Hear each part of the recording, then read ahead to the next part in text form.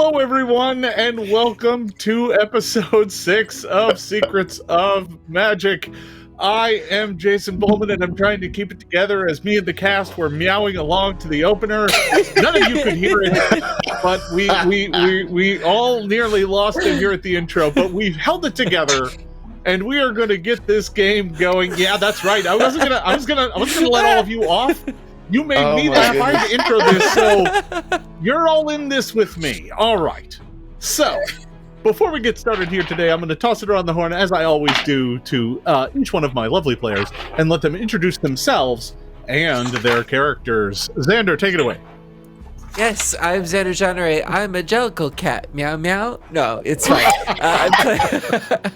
I'm playing Ingot, the level 6 dwarf crystal wizard, the abjuration specialist. And Ingot is very upset that he has been robbed.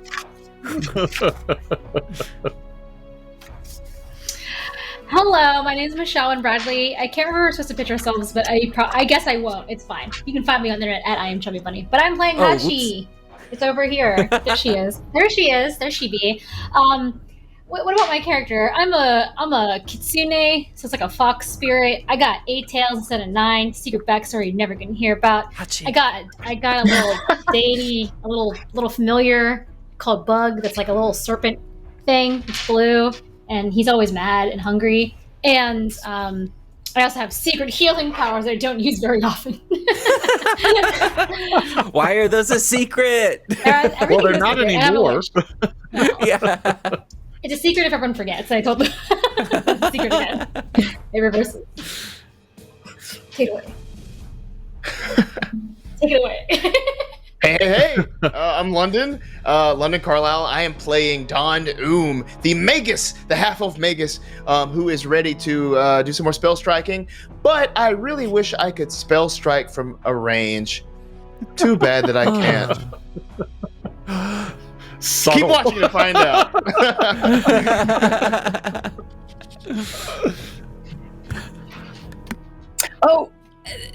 I guess it's my turn now. My name is Bonnie Gordon. Hello. I am playing your level 6 summoner, Fairel, with my adorable, sweet, very loyal sidekick Eidolon Wolf. Catch me in the woods if you can. I don't know. I got nothing.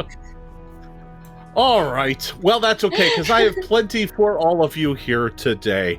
All right. When we last left our intrepid band of adventurers, 4 enigmas were sent from the College of Mysteries to the tiny desert town of Zaltir, there to explore a mysterious phenomenon that had occurred. Everyone in town suddenly had magical abilities, and while many were using it for things like growing extra large crops or taking care of pests around the house, some were using it for more dangerous and even nefarious ends. You arrived here just 4 days ago and immediately were beset upon by problems as the folk of this small town flexed their newfound magical might. The innkeep had rampaging tables, the cat folk across the street was robbing everyone by making common goods look more valuable. There was a rampaging fire creature running through town, lighting things on flame, and then most recently you dealt with the Great Goat War, where 2 goat herders went to battle against each other, one using battle goats and the other one using giant cactus constructs. There we are. We're always more battle goat. I'm just going to mention it every session just so that we see the battle goat. At least once. Where's my battle goat merch? Battle My next goat character is a battle merch. goat, I'm telling you. Hashtag goat. You mess with the goat, you get the horns. All right, so that I don't. All right, yeah. All right, so after negotiating a ceasefire between the 2 angry goat herders, that would be Tuluma and Bilvost, the group managed to arrange for the town's trash to be fed to Bilvost goats, while Tuluma Billy's would goat. get the plains with the scrubland, and that seemed acceptable to them, at least for now. So you went back. You went back to the Drowsy Camel, you had yourselves a good meal, and turned in for an early night's rest. You've had a long couple of days. It's been very eventful. You went back up to your room, dropped all of your packs off, went, studied your books, read, sharpened your blades, and set the things down next to your beds, and eventually passed out for an easy night's sleep, the stars wheeling overhead through the opening in the ceiling above. The next morning you woke up and began your morning rituals, began preparing your spells, began getting yourselves ready, and that's when one of you, we'll say Don Doom, went over to the packs. Now, you had your packs in the room of your suite. Now, I'll show you the map here. So we're going to go to the Drowsy Camel. This is the upstairs map of the Drowsy Camel. So this is where everybody was sleeping. And you can see that you got beds over there, but you got this table over here to the south of the room. And in that table, that's where you dumped all of your bags, just your backpacks, which had mostly just common, ordinary stuff. Bedrolls, some food, some of your loose coin, all that sort of stuff was just in your backpacks. It's not like your spell books or anything like that. That's stuff you had on you. You dropped it off near your bed over on the other side of the room. But the stuff over here on the table, when Don Doom gets over to it, it looks like someone has rifled through it. This clearly was not that way last night. And when you start to go through it, you notice that some things are missing. Don Doom, you look through it and you notice immediately that your favorite deck of cards, your set of lucky dice, and your coin purse that was in your backpack are gone. Bug, did you eat these things again? Okay, listen, I told you as long as we keep Bug well fed, he won't eat all your belongings. Bug, you're fine, right? You're fine. He opens his mouth. It's just like fire and darkness and a void. He's fine. See, that's normal. Satiated. Okay. Well, if it wasn't Bug, then who did this? Well, it wasn't me. So, was it you, Ingot? So, Hachi, when you go over there to investigate, you notice that your bag has been tossed around as well. And looking inside of it, first of all, you notice that your coin purse that was in there as well is also gone. But in addition to that, all of like the little Hachi snacks that not the Hachi snacks, the bug snacks that you carry for bug snacks. Bug snacks. Yeah, no, it's they're little dried bits of meat that Bug particularly enjoys, especially when you're out on the road. That entire sack is gone, as is the nice, fancy nail file that you use for Bug. Okay, I use it for myself too, but that's, That's a secret. Listen. Well, no, it's not a secret. The only thing that can file kitsune nails are like diamond hard files that are imbued with magical power. So that's kind of worth more than 10 gold pieces. I'm a little more mad about that. But you know who else is mad? Bug is incredibly mad, and Bug sees the empty pouch and his eyes start whirling flames. Okay, it's okay, buddy. We're gonna get you your special treats. Does anyone know where I can find about 30 to 40 kobolds who don't want the fingers anymore? Because that's what that was. In case you're wondering. It was kobold meat? Fingers specifically. He loves the cartilage. Oh boy, that's dark. All right. Yeah. You haven't seen any kobolds in town, but you could go looking, I guess. I'm there's a sorry, reason why. It's not the ghost's fault. I also mentioned, and if they happen to be evil kobolds or kobolds that have dabbled in dark magic, they taste better. That's just what Bug says. This is not me talking, so please don't judge me for his own taste. Kobolds that have had it coming. Yeah, he's an interdimensional demon. I can't do shit with him. He just tells me. That's it.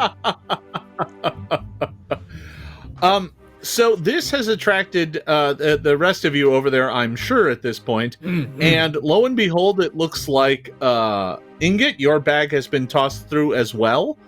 And you actually had a few things of value in there, including a magical short sword that you don't personally use, but you got it when you were off exploring in Otari, and it is gone. Used it once, but Yes. Oh no, this was a dagger or a short sword from Ingot's good friend Thee.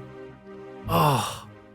It is not in here. That is the only thing missing from yours, though. It was kind of tucked in the side and relatively easy to spot.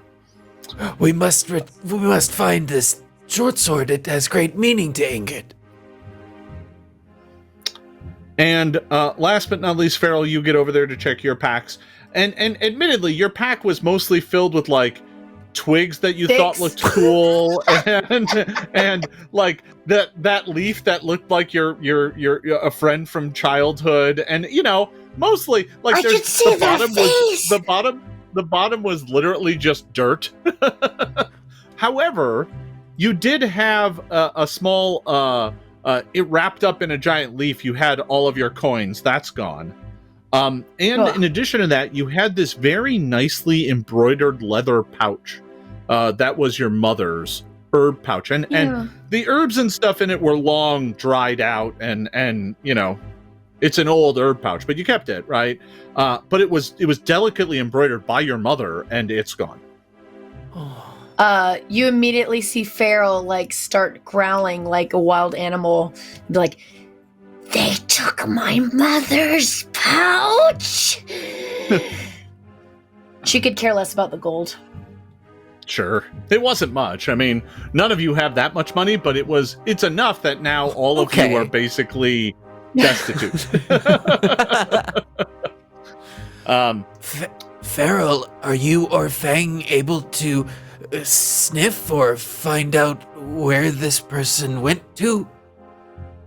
That is a great question. I would like to put Fang on this. Okay. Can I? So you've got the room that you're in, right? And looking at it, you've got the door that leads outside that then eventually leads to the staircase down to the first floor, where you can see that you can see the first floor, right? It's the kind of darkened area down here. So that's where you are. There's two other bedrooms up here, and there's also then the private suite that's being rented out by our lovely friend Ventarius. Boo. That's fine. So that's down here. That would be Ventarius's suite. You can tell it's his suite because it's very nice. So you've got that. The room that you're in has a number of windows. The windows don't have panes of glass in them, though. They just have shutters. And then you've also got the skylight above. So you tell me, what would you like to do? I want to cast Evolution Surge and give Fang incredible sense of smell. He can gain sense for up to 30 feet to where I want him to smell all of our bags and kind of go on a little scent spree. Okay. I'm gonna basically use Fang as a hound dog. Yeah, sure. So what this does is when you give a creature scent, it basically gives them smell as a vague sense. So they can use it to follow smells and things like that. So, like, for example, humans, we don't even have smell as a vague sense. We can detect smells, but we can't track with them. We can't detect that something is in a direction based on smell, generally speaking. But with a vague sense, you kind of can.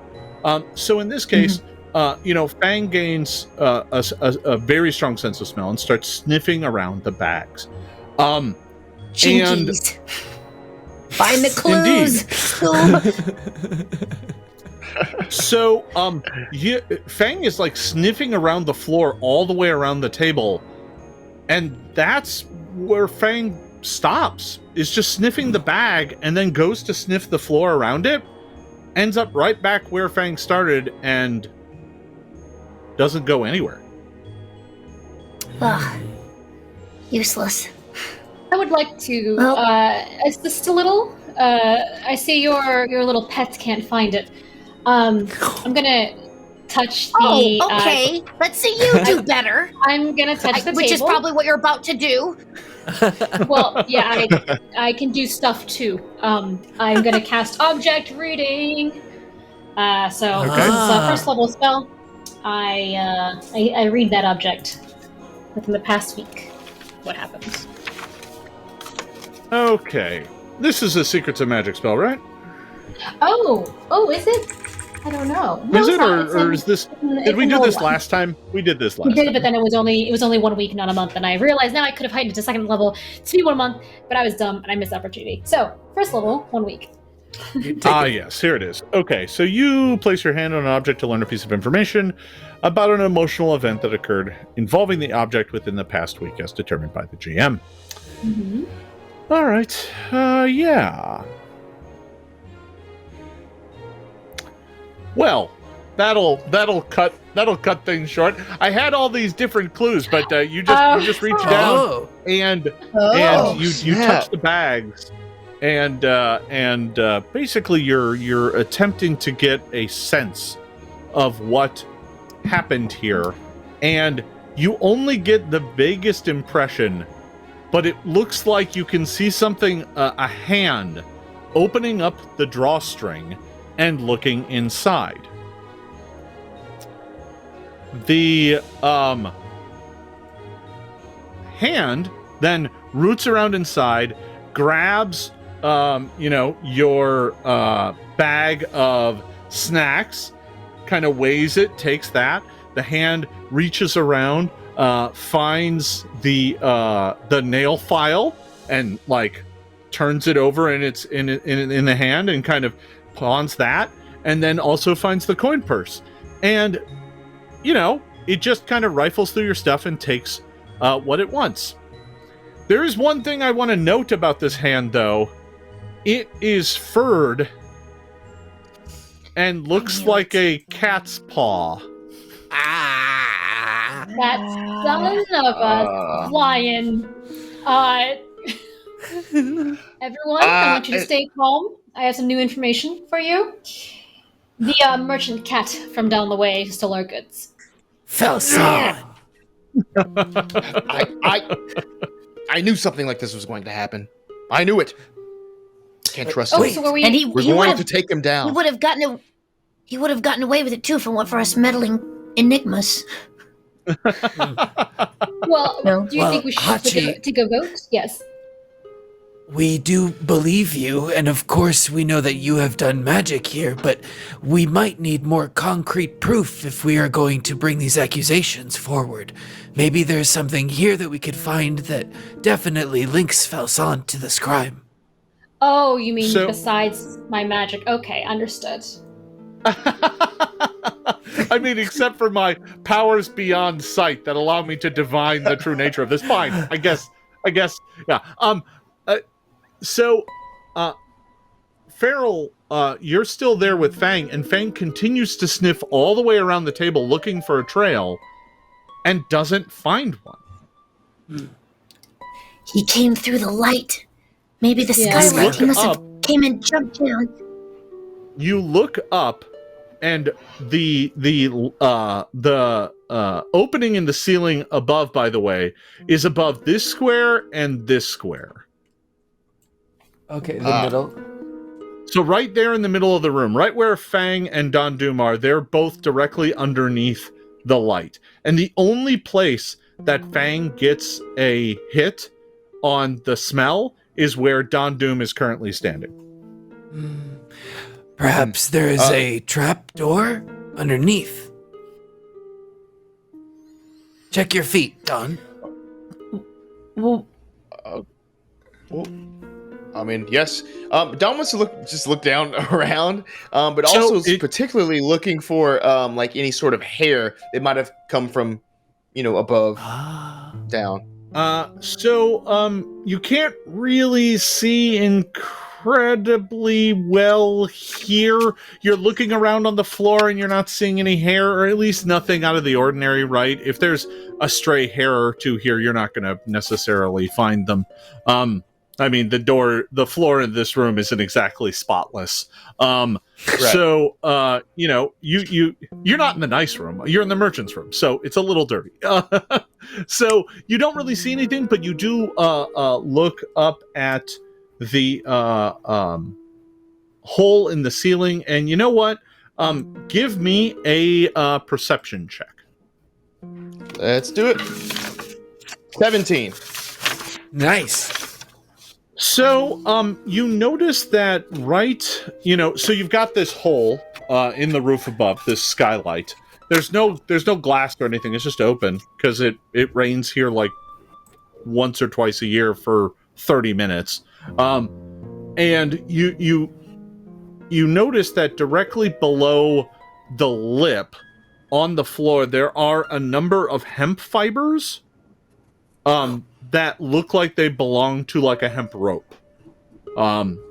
So as if a hemp rope was hanging from this location and dropped a bunch of fibers as it was rubbing on the edge or the hole above. Right, got it. And seeing that, I definitely point that out.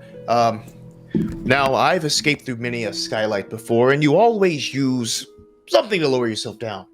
There was a rope that was dropped from the skylight all the way down. The fibers are still here. Hemp, to be exact. I bet you it was that cat. It I was really the like- merchant. It was the merchant in the merchant room with the hemp rope. Let's go. We have all the clues. Well, Is there what I a was way that we could prove that this hemp rope belongs to Paizo? I believe the best way to prove that was a Felson stole our Felson, items yeah. is to go to his place of work and take our things back. I was also going to say earlier, I was going to put it to a vote because I've been told to not run off half cocked with no plan because apparently it didn't work out the first time. Should we take a vote? Rip it. Should we take a vote on how we want to deal with Felson? Because I was going to just burn his place down. Are we not doing that? Smash his things. Okay, I like that one. Oh, perhaps we could find a diplomatic solution and find out if there are terms for the return of our items. Okay, so accept a ransom is Ingot's answer. Weird. Okay, Fairel. All of the above? He took my mother's filch. So maybe I we appreciate accept that the my ransom. investigators have turned to murder almost immediately. It's like, well, that's it. We gotta kill him. Whoa. Burning down his place does not mean that we'll do it There's with a him in it. spectrum. Yeah, that's true. Yeah. I just said smash his things, not him particularly. Mhm. I think we can do. And this is not the first strike against us. It's true. Yeah, this- Fool us once, shame on you. Fool me twice, Yeah. we burn your house We down. burn your place That's how the down. saying goes. Yes. A strike Alright, 3 cool. for us is a spell strike. That's what that is. Yeah. Oh yeah. You don't want to see strike 3 is scorched earth. Like your hometown is gone. Oh no. Well, A little dark, but yeah. so that's all you find in the room. Or at least in this area. If you want to investigate other things, that's of course up to you. You tell me what you want to do next. How about a compromise? We stealthily investigate. We try to find more information. If we find our items in Falson's possession, that is proof enough. If we don't find the items, maybe we could find a motivation for him to have stolen them, and then we could proceed from there. I'll tell you exactly what his motivation was. We ruined his business. We Yeah, that basically told the town that he was cheating everyone, and we even gave the information to the priestess. Pretty sure We we're did- on the bottom of his, or the top of his, to mess with list. Claw. To claw with. Too clawless. He ruined Yes, it his for himself. claw list. However, Yeah, but we did let him get away. these things that you pointed out are very public information, and we have been introducing ourselves as enigmas throughout the town to solve various problems. If someone wanted to frame Falson, this would be the easiest way for us to turn unwarranted vengeance. Oh, Ingot, you look past the initial clues. I love it. I was just thinking, if we got robbed, sure. But do you think if someone was framing Felson, that it might be someone who else who was a little angry with us? Perhaps, or angry with Felson, perhaps our neighbor to the west there? Your favorite person, Dom? The course. count. What's Vintarius Fig? Yeah. You don't have to remember yeah. his name. He's not that important. But That is true. Perhaps- That is our only other sort of foe here, other than the goat situation. But that's now solved. situation. So Perhaps we should go There talk was to at him. least one goat that survived your first onslaught that probably has vengeance in its heart. But Oh no!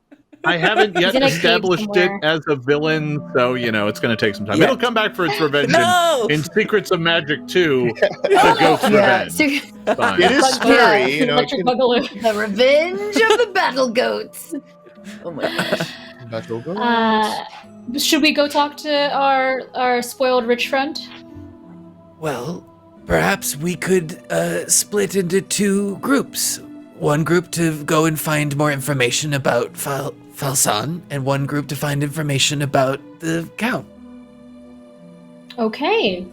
Whose team hunt down Felsan? Because we think he's guilty. I love it. All right. So we So have the an two advantage. of you are planning to go check out Felsan's shop again? Is that the general plan? Yep, and then follow the Fairel trend. and Ingot and Fang. Yeah. Are going We're gonna to go what? talk to the neighbor. Oh, okay. I forget his Sure. name all the time. Honestly, I think Felson is guilty. However, I wouldn't trust myself or Fang near him at this time. So it might This is- be in everyone's best interest to keep Fang away from the merchant. Very fair. self-aware, Fairel. So yeah, you can totally do that. Is the plan to just go knock on Ventarius's door since that's right there? If we're splitting off, I think maybe Ingot and Fairel would could we listen in on the door just to see if he's there? Do we hear signs of? Sure. So, you're able to sneak down the hallway without too much trouble and go up to the door leading into Ventarius Fang's quarters, the suite of the drowsy camel here. You go up to the door, and unlike the door leading into your place, which is just a bunch of nailed together boards, the door leading into Ventarius Fang's quarters is like finely milled and has like brass fittings and has like a sleeping camel carved into it. It's very nice. And you go up and you delicately put your ear up against the door. Give me a perception check. Yes. Oh no. The 4 on Was the it die. perception? 15 though. Yes. You take a good listen Ooh. and you don't hear really anything at all. Seems pretty quiet. Well, I just rolled 31. I'll get A out of your way. 31. All right, so you're kind of shorter than Ingot, so you're kind of down at right below him, listening as well. And you listen very carefully, and you don't hear a thing. There's no noise coming from inside his suite. We're wasting our time. Unless he think I did should steal our things and he's not inside and we can go and look inside and see if our things are actually in his room. And then I just try and open the door. So the door is locked, and while this is happening, I do want to say Hachi and Don, are the two of you going downstairs? Is that the current plan? Okay, so the two of you head downstairs, and you quickly realize why Ventarius is not in his room. He is passed out on one of the tables downstairs. And stranger still, he is surrounded by other folks from the town who are also all passed out around jugs of palm wine and other assorted libations piled high up on their table. Now, Was there a as of right, party? apparently you went to bed before the party started last night. It's about 9 in the morning right now. But they are all still passed out and in a heap over there. So I don't know if you want to let the other two know that. You're just like right down the stairs, right? So Sure, I tie a little note to Bug and fly him up the stairs. Just give him this note, and it just says, "Everyone looks dead downstairs. Come." Dead? Oh no. Looks dead. Yeah, we come. All right, so too you much make your way. partying. You make your way downstairs here, and we'll move the map over here. You make your way downstairs, and there they are. There's just a heap of village folk. Ventarius is passed out on top of the table, kind of curled up around a gigantic jug of palm wine. There are other assorted townsfolk passed out on the table next to him or leaning back up against the wall, snoring loudly. And you see Nerissa behind the bar cleaning out a big, huge pile of glasses from last night that she apparently just couldn't get to. And she's like, she looks at you and goes, "Morning," really quietly. She's like, "Shh, they're sleeping." What happened? Was it just a rager last night or something?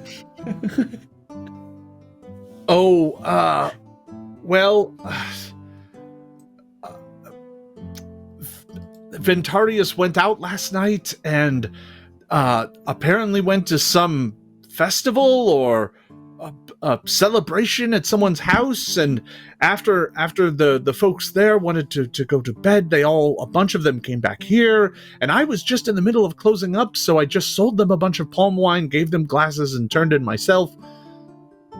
And this is what I found this morning when I got it. Some festivals? No, if this is a local festival, you didn't know about it prior, or did you?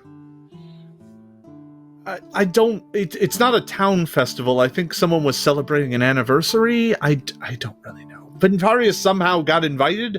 I wish I could tell you when they came wandering in just as I was closing up shop. He was telling tales of his exploits, leading armies on the field against Andoran or some nonsense. I don't know.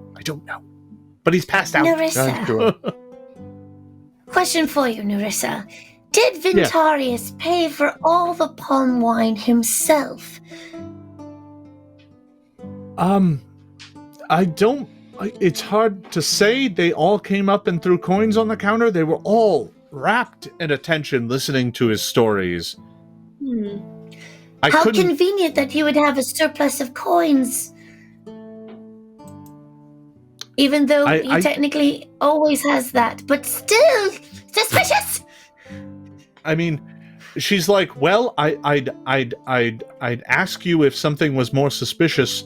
Let me take a look at the coin box, and I will let maybe there are more of his strange minted Chelish coins in here. And she goes underneath the bar, and she's like, she goes over to the other side, looks underneath the thing. She gets out a key and opens up a cabinet. My coin box is gone. Oh no. Those louts! And she storms across the bar over to the drunkards and immediately just kind of starts throwing them off the table looking for the missing coin box. And it's not there. Oh, well, we actually got robbed as well. We're doing an investigation. We're pretty sure it's Felsan, but... What? Nope, now there's no doubt in my mind. Felsan? What? Why? Well, What's going on? I saw an image of a furry paw going through our items, taking our beloved collectibles, if you will, and we suspect that someone dropped in from the roof and took our items, but now that you mentioned that things were stolen down here, why would they come in from the roof if they could have come in just down from the front door? Because nobody was awake. Because if it was the same trail, Fang would have picked it up coming down from the skylight coming downstairs. Right. Perhaps So, two robberies Interestingly our enough, rooms were locked. He couldn't have gotten into our rooms through the locked door. Fang gets a hit down here from the front door to behind the bar. Good boy. I mean, teleportation does exist, like it's real, so maybe that's something you can think about. Feng is clearly picking up the scent of this mysterious burglar. Was Falson? Did Falson come in with the group last night, Nerissa? She's like, no, I haven't seen him since the trouble the other day. No one has. Is there a mirror in this room? No. No. Oh. That would have been a good one. Anyway, should we do some more investigating, I guess, about this, Let's burn his store down! Oh, well. So, Nerissa is like, you honestly think Felson snuck in here and stole my coin box? Well, we think mother's pouch. We think he snuck in and stole our items, certainly. We don't know. I mean, I guess if you know, this wee beastie thinks that the scent is the same, then it would stand the reason. However, we did have a side clue or a side thought from Ingot that perhaps someone's trying to frame Felson.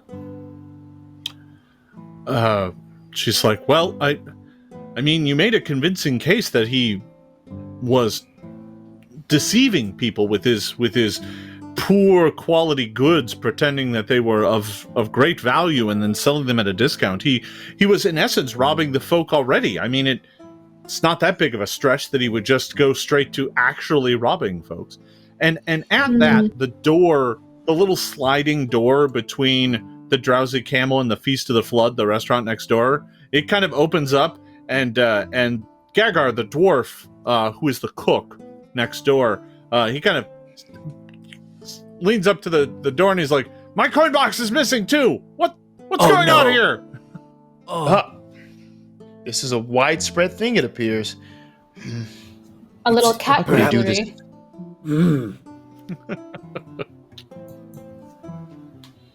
I'd say this would warrant a trip to Felson's.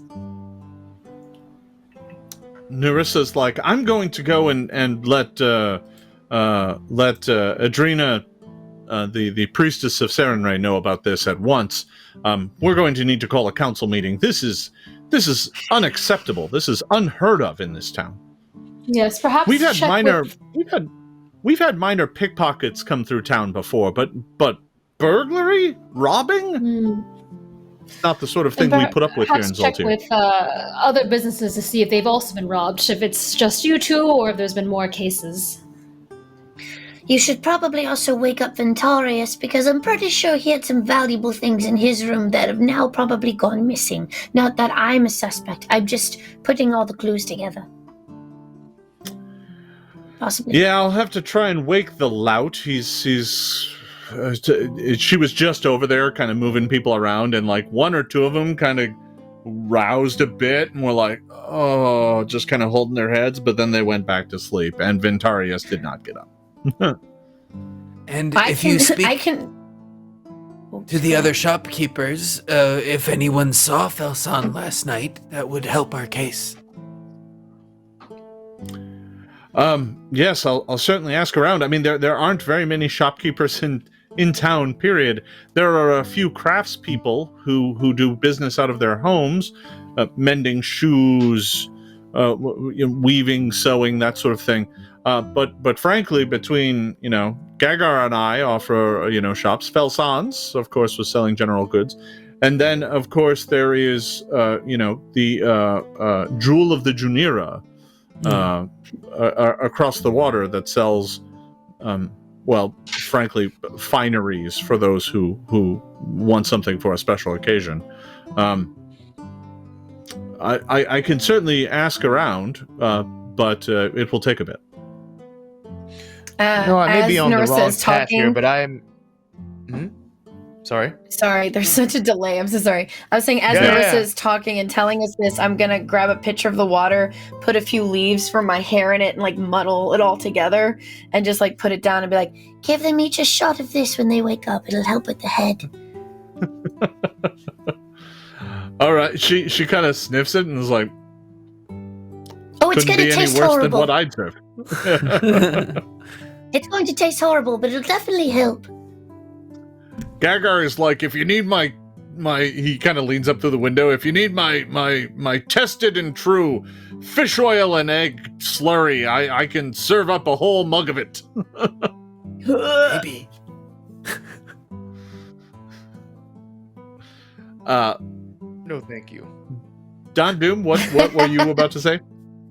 Oh yeah, Don was just gonna mention that he's. I may be on the wrong path here, but I am very interested in this gathering that they went to. Also, for whatever reason, perhaps we can just see what that was about. If any of these people come to their senses, just curious. Maybe If any was of them wake up distraction. anytime soon, I'll let you know. Of course, yes. And again, if this gathering is indeed just, all good fun, perhaps we can get an invite later as well. Thank you, Marissa. That's the real issue. Nerissa is like, yes, if you're really interested in listening to that lout talk for hours on end, I'm sure it'll be a great time. Hopefully he stays passed out long enough that it's not a problem tonight. And she goes back to cleaning up her dirty dishes. Dirty dishes. Dirty dishes, yeah. I don't know where we're going with that. All right. You leave the drowsy camel. Where are you heading? Where do you think, Jason? Oh, I can only imagine. Thousands. Oh, that's interesting. Yeah, that's weird. It's almost as if I had the map ready just for that reason. Okay, so We're taking the road to Road to Felsons to the road to Felsons. So there you go. Nice. That's Felsons. You remember it from before. So you make your way across the street. It's relatively early in the morning. There aren't too many people out and about just yet. It's 9 in the morning. There's a bunch of people, taking care of their gardens and pruning stuff, and they're relatively nearby. But there's not too many people in the square. Occasional person ambling by on business or making their way out to visit somebody or something. But otherwise, it's pretty quiet. Does Fang smell anything? No, look the at moment Fang. you get outside, Fang loses the scent real quick. Outside is really hard to keep a scent. With all the kind of dust and whatnot blowing around in town and the kind of hard surfaces, Fang cannot really keep up. I'd like to try, if some of us can try the front door. I believe there's a back door that he escaped from last time, so we should cover all exits just in case. Agreed. Okay, well, what I'll do you join want you to do? at the back door, Yeah. Hachi, if you like. Perhaps Dond and I will take the front door. Ingot and Dond. Sounds good to me. Feel free to move yourself wherever you're going. I moved. Oops. To me, I'll let you they're take the relatively lead. near. Oh, whoops. I took you with me. How dare you take me? Oh. I don't even know There you how go. I did that. I don't know either. Where did I go? You're underneath You're Hachi. currently behind Hachi. There you are. So Oh, there I am.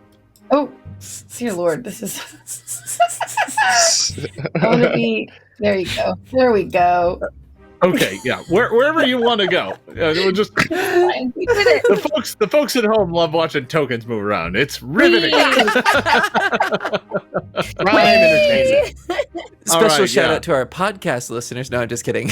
Yeah, that's right. Yeah, all of you listening just to the sound without watching the video. That was a Yeah. solid 20 seconds of moving around tokens. All right. So, Ingot and Dond, the two of you go up to the front door, and unsurprisingly, I mean, you get there before Hachi and Fairel make it to the back door. So you make your way up to the front door, and unsurprisingly, the front door is locked. Oh, It's not open. Time to go home. Oh, no, just kidding.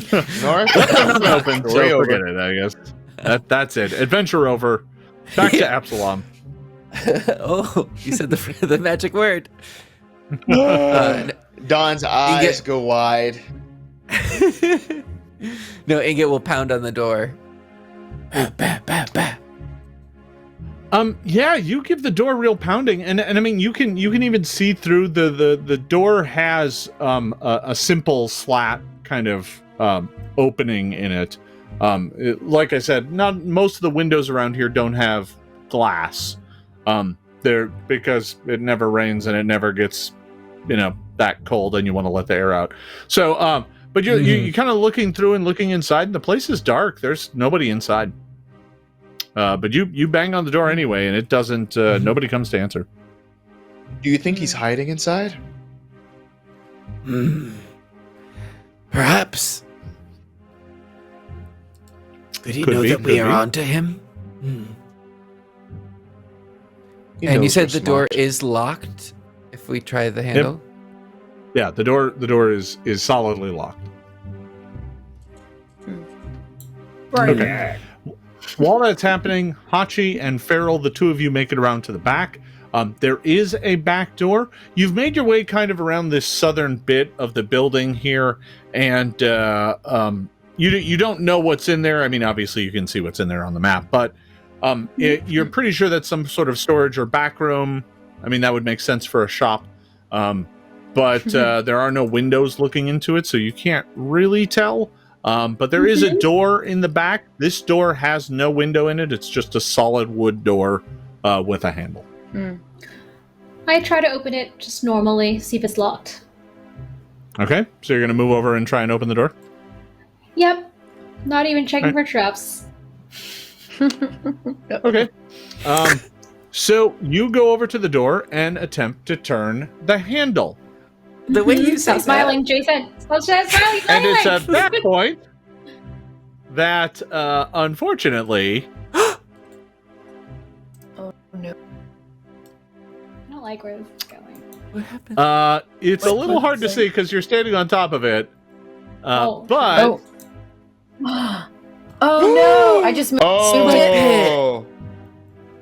So you attempt to open up the back door, and quite suddenly a series of spears shoot up from the ground below. Oh no! So I'm going to go ahead and make the attack roll on these spears. Here we go. That is a 7 plus, let's see, what do I got? Plus 14. That is a 21. Armor class 21. Yeah, I have a 20, so I guess it hit. That is a hit. No! All right. Wait. And frick. The spears are going to do, let's see. Oh, I didn't roll too good. So you take 11 points of damage from the spears. Okay. Stupid. I said it. The thing is, I said it first. Like, I'm gonna open the door, and I didn't want to take it backsies. Like, I just thought I said it already, so I can't. And then I just made a fool of myself. Okay, well, that. Well, I appreciate the fact that you said you weren't even checking for traps or anything. You weren't checking for traps specifically. Because I was going to, but then I said that instead. Perfect. All right, Fairel, dang, a little oopsie back here. So watch your pausies. And I want to step. I guess did the trap stop going, or is it? So what happens is the spears all shoot up, and then over the next round or so, they kind of click, click, click, click, click, click, click, click, click as they slowly lower back down into the floor. Okay, I'm gonna step away. Okay. And by the way, the door is locked. I'm glad I got my You don't answer. say. Yeah. I would like to find a window. Because I feel like Fairel is small enough she might be able to actually fit through a window. So, like I said, there are no windows out on this kind of southern part of the building here, but along the backside, you can see a window right here. There's one right here. Okay. That's what you can see from where you currently are standing. I'm going to go to one of the windows. I'm going to check for traps. So I don't know why. I just feel like I should. That's interesting. So I'm going to go ahead and turn on my GM only roll here. What is your perception bonus? 12. 12. Okay. You search the window, take a good look for traps, and you don't see anything. Interesting. All right. All right. I'm going to. I'm assuming I'm a little short to reach it, so I'm going to stand on Fang's back and sure. kind of peer through the window and kind of see if I can open it to get through. Do these have glass panes, or is it just the shutters? So these windows, what they have in them is mounted inside of the window is a wood frame, and in that wood frame are a number of wood slats that probably with a mechanism on the inside you can rotate them all, so that they either form kind of a solid barrier of wood, or when opened they're all perpendicular to each other and would allow air and light to get through. Obviously right now they're all closed, so you can't really see in, and I mean, so it's like a wood door basically. not so quite I'm as guessing thick. that I can't You're wagering it's it's the wood isn't like door thickness. It's not like an inch thick wood slab. It's probably 1/4-inch wood slats. Breakable is what you're saying. Oh, well, I mean, if we're going to destruction, then yeah, I mean, probably. But I'll come back to the two of you in back. What are you doing in front? Ingot, Don, what are you up to? Yes. My next thing was going to also say to look around at the windows as well. Sure. So are there any around the front, like I guess here and here? Yeah, there absolutely are. You can see the two on the side there. There's also another one over here on the front. Got you. What were you saying, Ingot? As Dond is making his way around, Ingot is going to pick up like a pebble or like a small rock from the ground, and he's going to sort of rub on a crystal that he has attached to his robe. And as he pulls this rock away, it's imbued with light. And Ingot has cast the light cantrip on it, and he's going to toss the rock into the slat of the door, and look through it to see as it casts light into the room. Sure.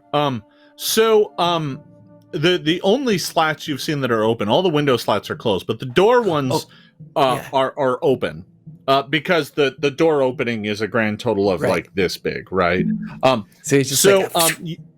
You toss this lit pebble into the room, and it bounces, and the light kind of goes catawampus for a second until it comes to rest, sitting somewhere like on the carpet inside the room there. And its light cascades throughout the room. You get a lot of weird shadows because the light's coming up from below. And frankly, the place looks empty. And from this distance, it also looks like somebody kind of ransacked it. There's stuff all over the floor. It looks like the shelves have been kind of gone through and searched for things of value. Dond, perhaps Falsan was robbed as well. Come take a look. What? Oh, really? And Don's gonna go take a look at that as well. I'm just surveying the place. I want to look from where I am right now. I guess there's light shining in there, but I just want to see if I can kind of gather any clues that might show that this was done by Falsan to himself to shift the blame. Is there anything I could look for?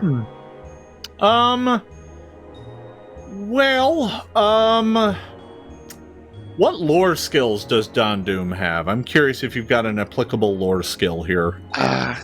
The only lore skill that I have is in games.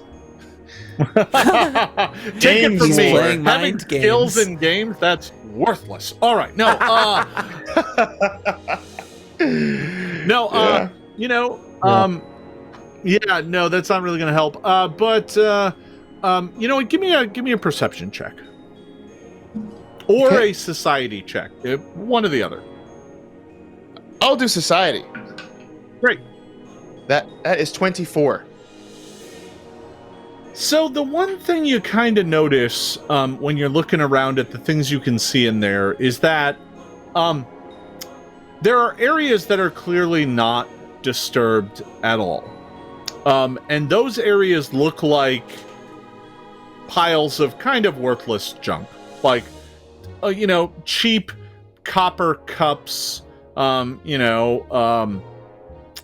are poorly made, that are basically simple hammered cups. The pile of kind of, simple woven, kerchiefs, that are just made of cotton. There's a lot of stuff like that is just kind of undisturbed. But then there's areas where it's clear that things were rifled through, and it looks like they're the areas of things that actually were kind of value. So, the shelf that had nicer goblets on it, they weren't super high quality, not as high quality as they appeared to be with his magic on them, but they were still nice, well-made goblets, and those are gone. So whoever did this, the thing you have intuited is that whoever did this knew what they were looking for. Because they didn't go through the stuff that was worthless. They automatically knew it was worthless and just went to the valuable stuff. Gotcha. Yep. So he turns to Ingot and sort of expresses that if this was sort of self-inflicted, he would have gone for the truly, truly cheaper things. Yeah. I'm not so sure. The point. With that, I'll hop back to the back window.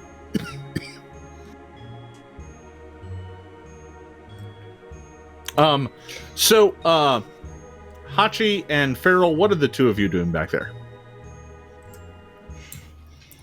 I'm kind of looking for Hachi for guidance and being like, I think I could get through if I just give it a little. What do you think?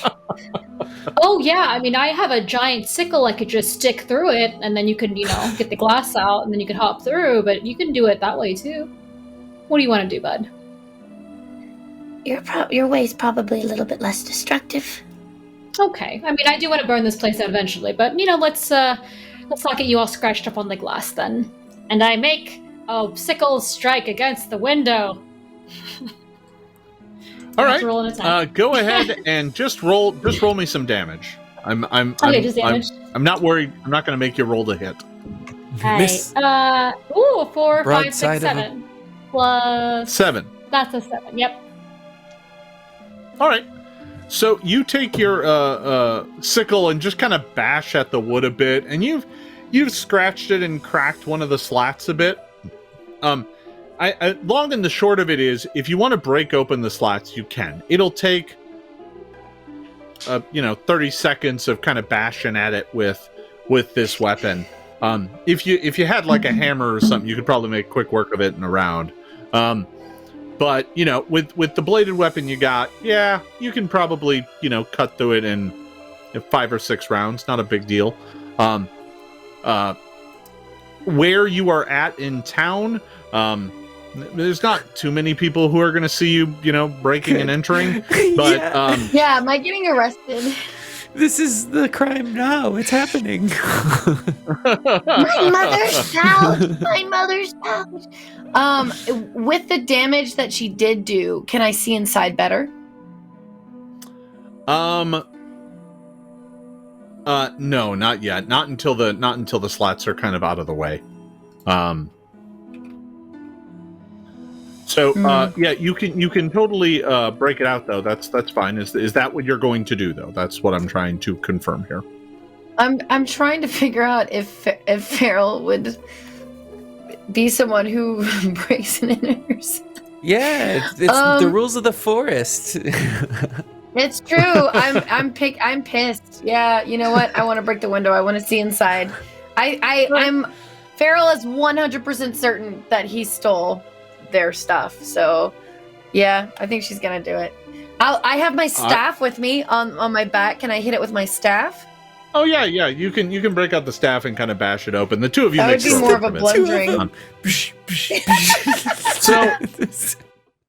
So yeah. Well, first of all, I appreciate the fact that whether or not to break into the treacherous cat folk shop was actually a moral quandary. With most adventuring groups, it'd be like, yeah, burn. We'll just burn a hole through the wall. So you carefully break open the one shutter, making an opening that is easily big enough for Fairel to climb through. Hachi, you could probably squeeze through it as well, but it would be a bit of a tight fit. Okay. I let Fairel go. Just, if you could open one of the doors, the front. I can just go around the front, I guess. Not a big deal. I'm not going to crawl through this like a heathen. All right. So, Fairel, why don't you go ahead and move yourself inside there? And, okay. Well, now that I can see inside and also Ingot put that light in there, can I see that it's been ransacked? Yeah, you can clearly tell that somebody has gone through here and taken some things. I'm gonna look at Hachi. Yeah, I'm gonna look at Hachi and be like, we might be wrong. Why is that? Is he dead? It looks like he's been robbed too. Fairel, you got in. Oh, hello! Did you all just use the front door? I'm just gonna go. I guess I'll just go and let them in. I was like, well, right. the crime's been done, but I also don't want people to think that I did this. So I'm just gonna pick up a little bit as I go to the front door. That's what are you gonna have to a crime? You've already done the crime. Yeah, it's like I'm fully committed now, and I'm gonna go to the front door and kind of open it up and be like, maybe we should go. Well, you open up the front door. Are folks going to pile in? We don't have to belabor it too much if that's what you're going to do. Yeah. All right. Okay, so everybody piles into the shop. God. No worries. Feel free to move yourself around. This town is going to hate us. Or love us by force. Well, it depends. Or we solve this. I mean, those... Yeah. It's just solving problems. It's fine. So you're all in here. You notice that first of all, the you know what? Now that I think about it, the book on the countertop here is gone. The mounted stuffed nice dragon head is gone. So those are not there. So I'll just get rid of those. As we're in here, I was like, technically we're committing a crime, but if you recall, he did tell the gods to kill us, so I don't feel that bad anymore, thinking back. Are you justifying it for yourself? I'm comparing and contrasting the level of crime. He was going to commit murder. And technically we're not stealing anything, we're just collecting clues. Once I get my coin purse back, I'll replenish the window cost. Are you telling me? I don't know. I'm just kind of saying it out loud to Marshal Ingot. I'm just kind of letting you all know to kind of, justify my guilt. Ingot will walk around as Fairel is saying this, and he's gonna try the door to the back. Cool. So you go try the door to the back. Without checking for traps or anything, because Ingot doesn't know any better. Good. Yeah. No. Why would you check for traps? I mean, that's weird. So we're gonna go ahead and So just like with the back door, a bunch of spears come up out of the floor. Whoa! Who could have seen this coming?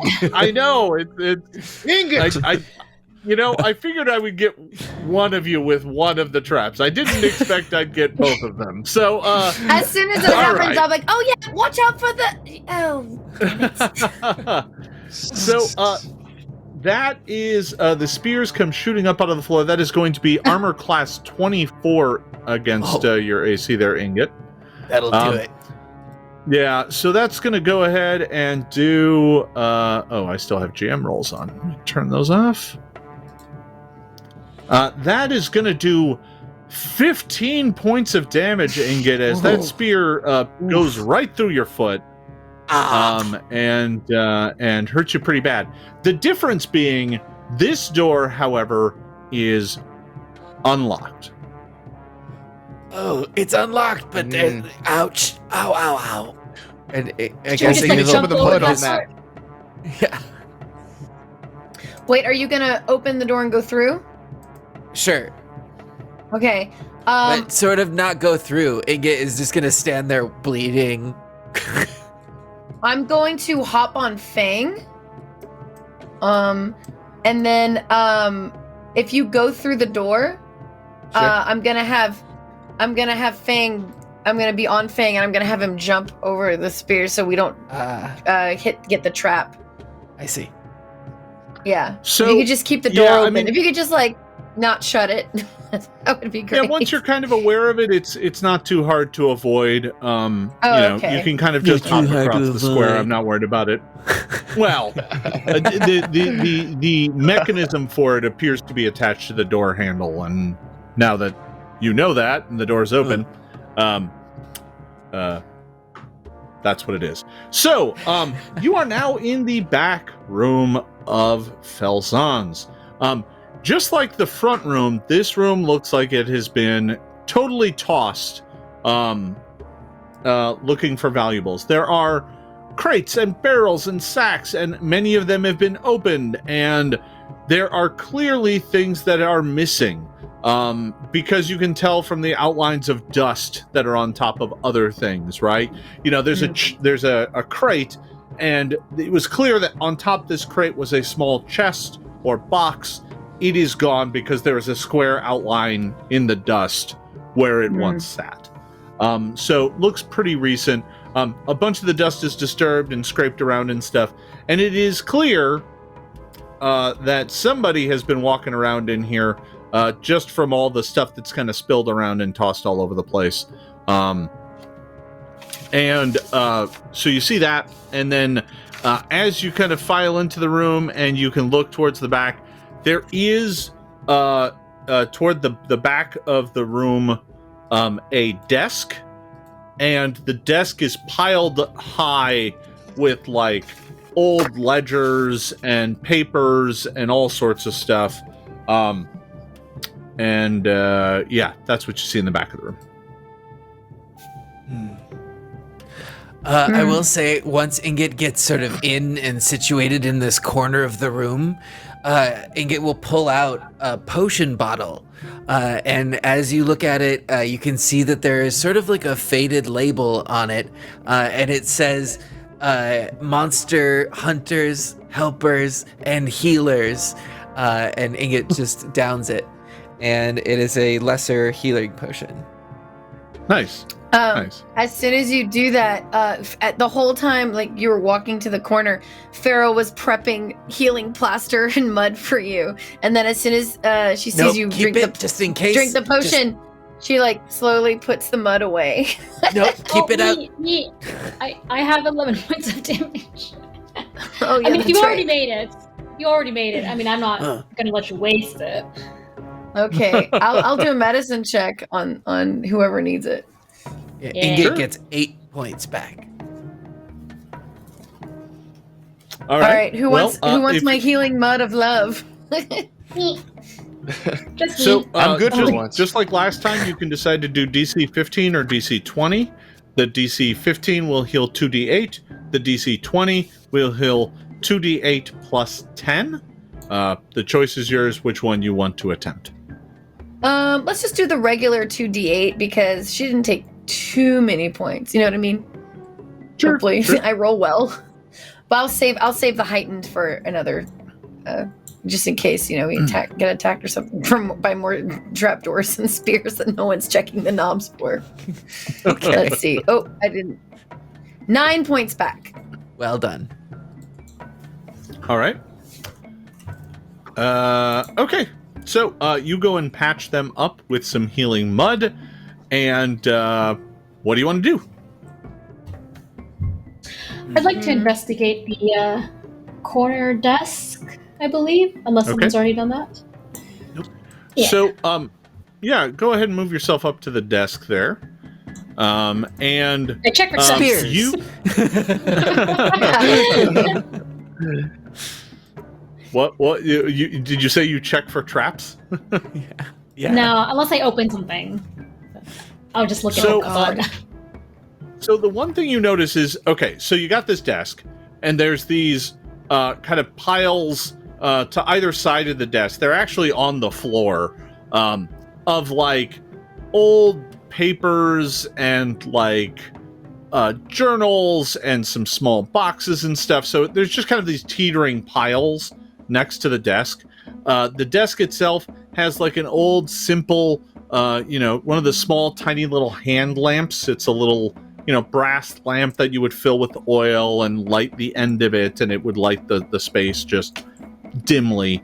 I go up and go. But thinking about it, Felzan is a catfolk and probably only needs a little light to be able to see back here. On top of the desk, there is a bunch of piled kind of paperwork. It does look like someone has rifled through these.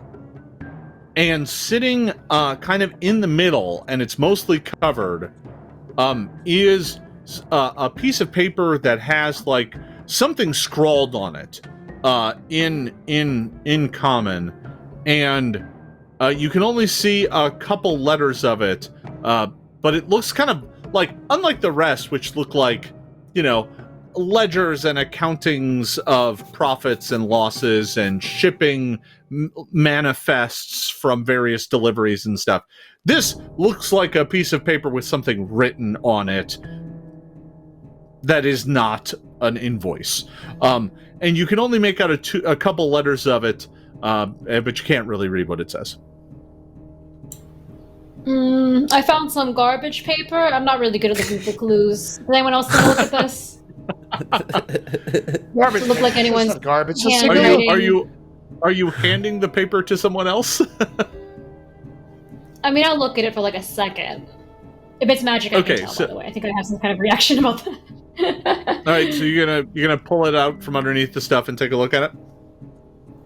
Unless there's a trap attached to it, and you gotta tell me. It's entrapment. It's not a trap. I immediately start making more mud. What is Pathfinder if not a game of entrapment, though? You know what? What's Hachi's perception? Oh, jeez. Ooh, it's been a while. Let's see. It's a 10, and I have low light vision, if that matters. So there's a low light beneath that paper. I can see right through it. You don't notice anything out of the ordinary. You pull out the paper. God, I don't like if he says any of this. It's fine. I'm gonna live forever. I pull it out. That's what I said in the last campaign.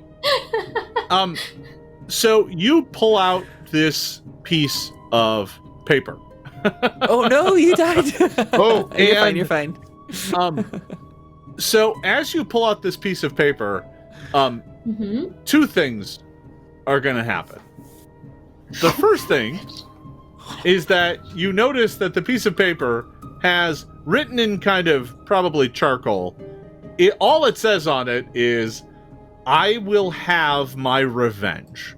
All right. No. Well, should have run the second thing that happens Oh no. is the pulling it, like you pull at it, and the back of it was the top of this piece of paper has a hole in it, and through that hole was a small piece of rope. So it's like you pull it, and it's like a little lever.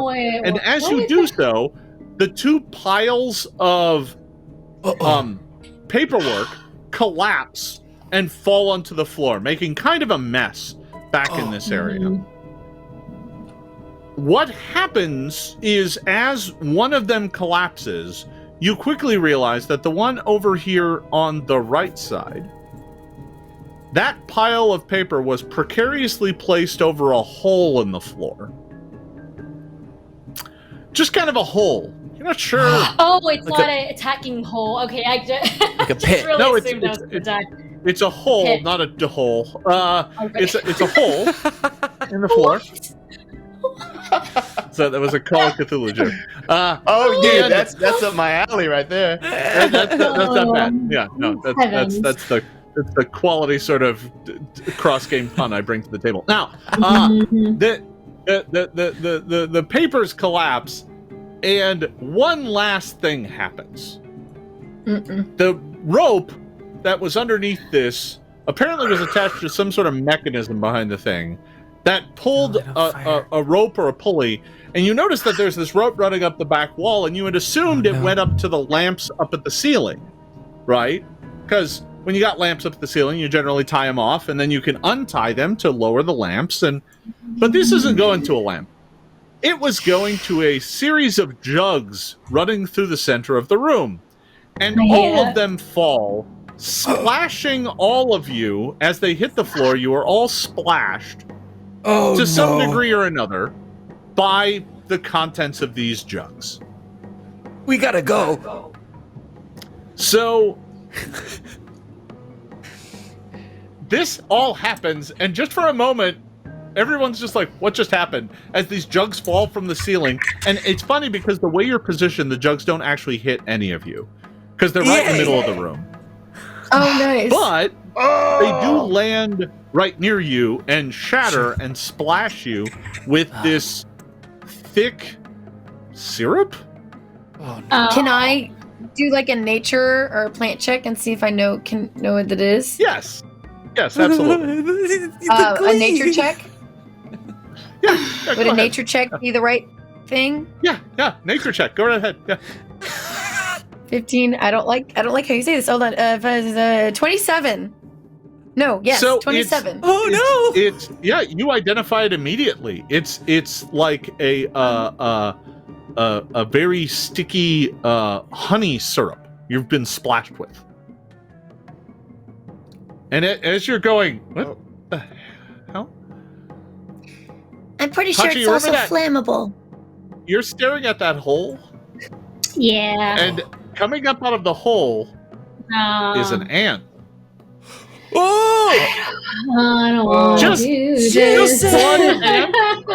Reason why? And it's about- no. It's about this big, and it comes out, and you see its little antennas, and it smells the syrup. No! And it comes rushing at you, and as it does so, hundreds of additional ants come boiling up out of this hole, and all of a sudden the entire room is engulfed with ants. There are now ants everywhere in the room. I hate it. Time to go. One big ant. One big ant. Oh no. You said they're like cat-sized? Or they're ant-sized? I thought they were bigger. Each one of these ants is, I don't know, a few inches long. They're pretty big ants. Like a But hamster. there are hundreds of them, and they boil into the room. You are facing a pair of ant swarms that are desperately hungry for all of that sweet, sweet syrup that you have all been splashed with. So, at this point in time, I'm going to ask everybody to give me their initiative. Do you want ants? Because that's how you get ant syrup. This is exactly. This is exactly how you get ants, yes. I saw this on Fear Factor. I know how this ends. Gross. No. And this is a perception. Yes, it's going to be perception. I'll Fairel, if you like, and if it's better, I'll let you roll nature. Because you were like, why are we covered in honey? Oh no. I love that idea. Yes. Thank you. All right, so I'm going to go around and collect everyone's initiative. Don, what do you got? 22. Ingot, what do you got? 28. Ooh, very good. Fairel, what do you got? 24. Fantastic. Hachi, what do you got? 29. Nice. Wow. Ooh. Look at you, perceptive little lady. Well, listen, I did Crushed cause it in this initiative. All right. Is it just on? Are they all just on me? Because I'm right there in the corner. So the way this works is the ants have kind of up into the currently.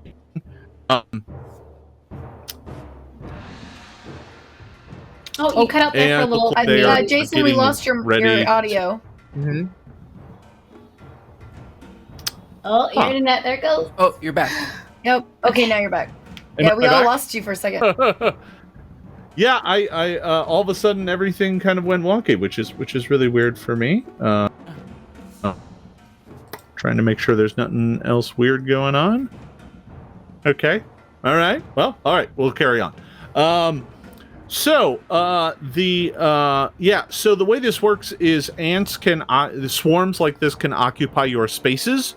So they can be in the same space as you.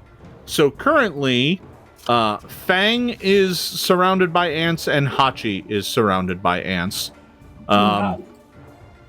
That's what's currently going on, and we are going to go ahead and start the round off with you, Hachi. We are in such close quarters, I can't do AoE attacks. However, what I can do, to start with, I'm going to cast Calm Emotions. This is a 10-foot burst that I'm going to cast just, like, on my area. And that is a will save to try to calm them into a non-violent state. Non-violent meaning they won't eat us. Whoa. Does that sound like it might be a good thing to do, Tracer?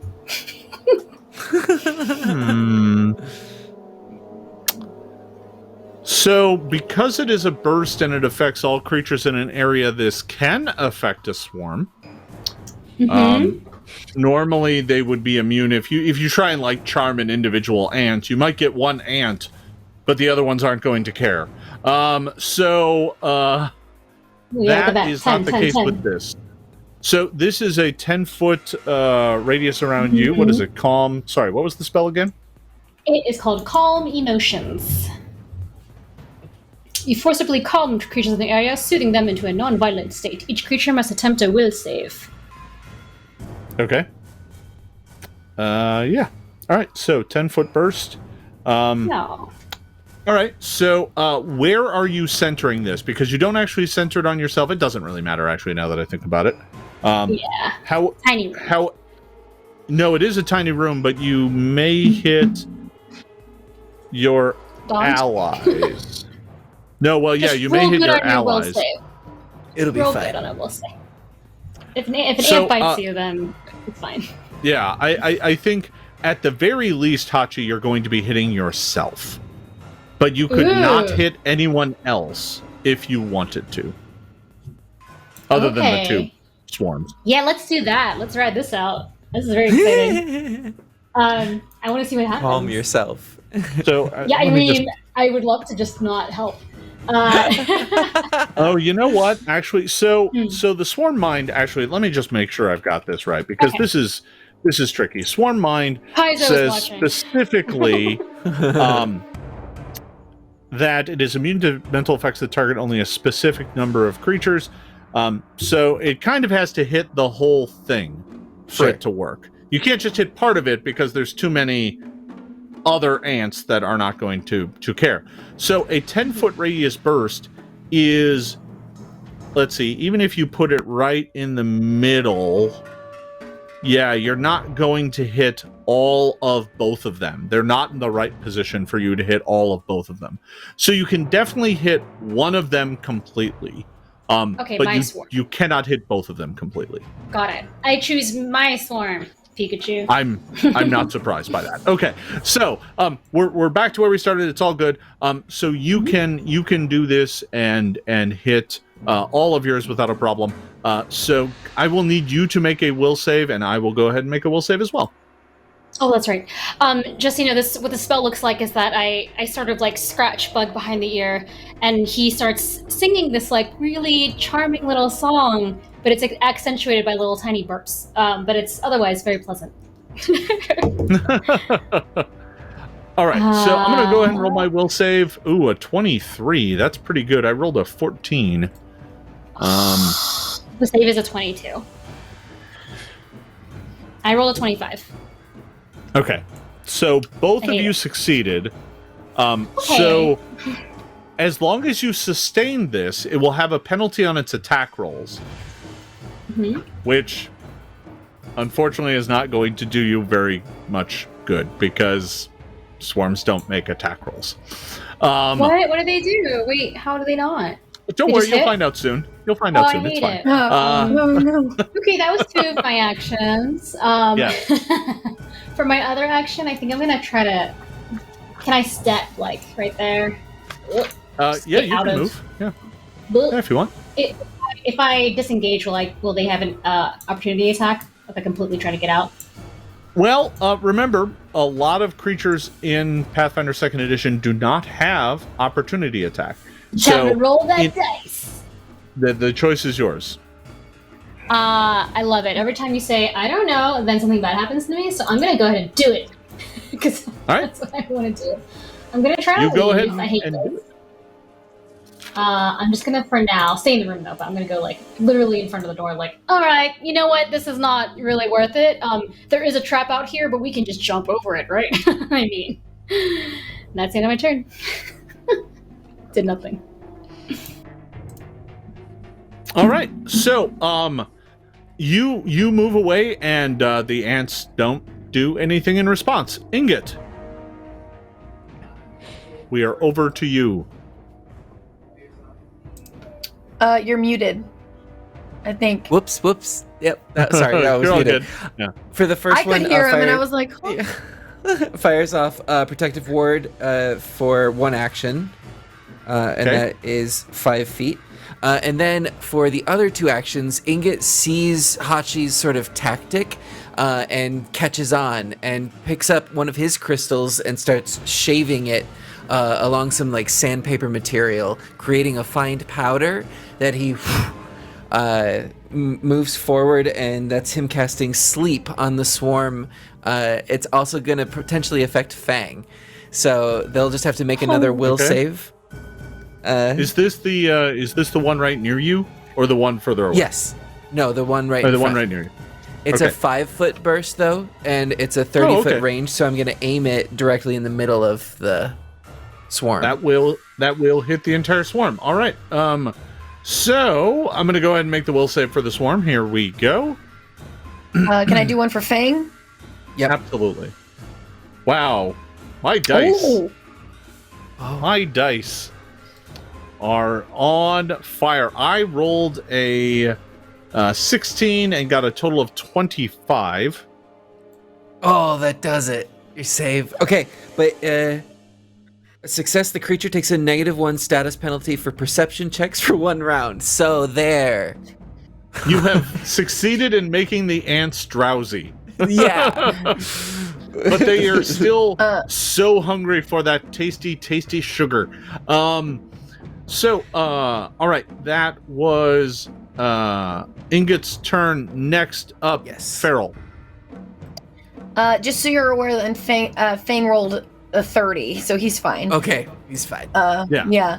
So Fairel, initiating act together. First off, with my Eidolon, Fairel is gonna see this and do her little ha ha ha ha ha in her beautiful Fairel singing voice, and cast animal allies to come through that open window, because I just did some research, and there's a lot of species of birds that eat ants. So I'm hoping some birds can fly in here. Yo! I mean, it's gonna be like an Alfred Hitchcock movie in the small room. But if I get some birds and maybe some spiders, maybe some big spiders up in here that also eat ants, to come Sure. and I'm gonna Cinderella this. So yeah, I'm gonna cast Animal Allies, and that's 3d4 of piercing damage to all enemies adjacent to you. So this swarm that's right near me.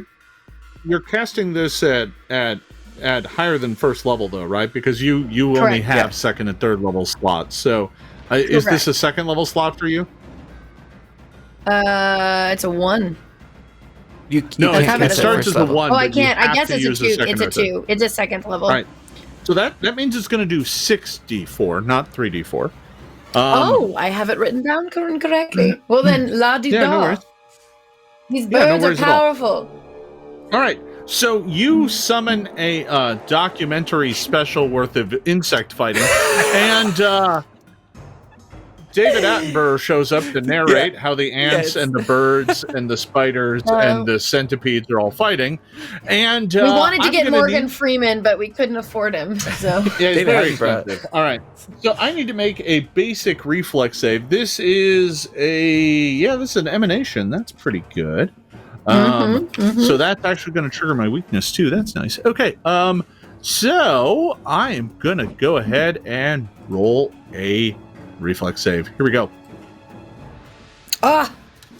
Once again, my dice are on fire. No. That is a 24. That means I'm going to save, which means I'll take half damage. So go ahead and roll 64. 14. Rolling 64. 13, sorry. 13 points of damage.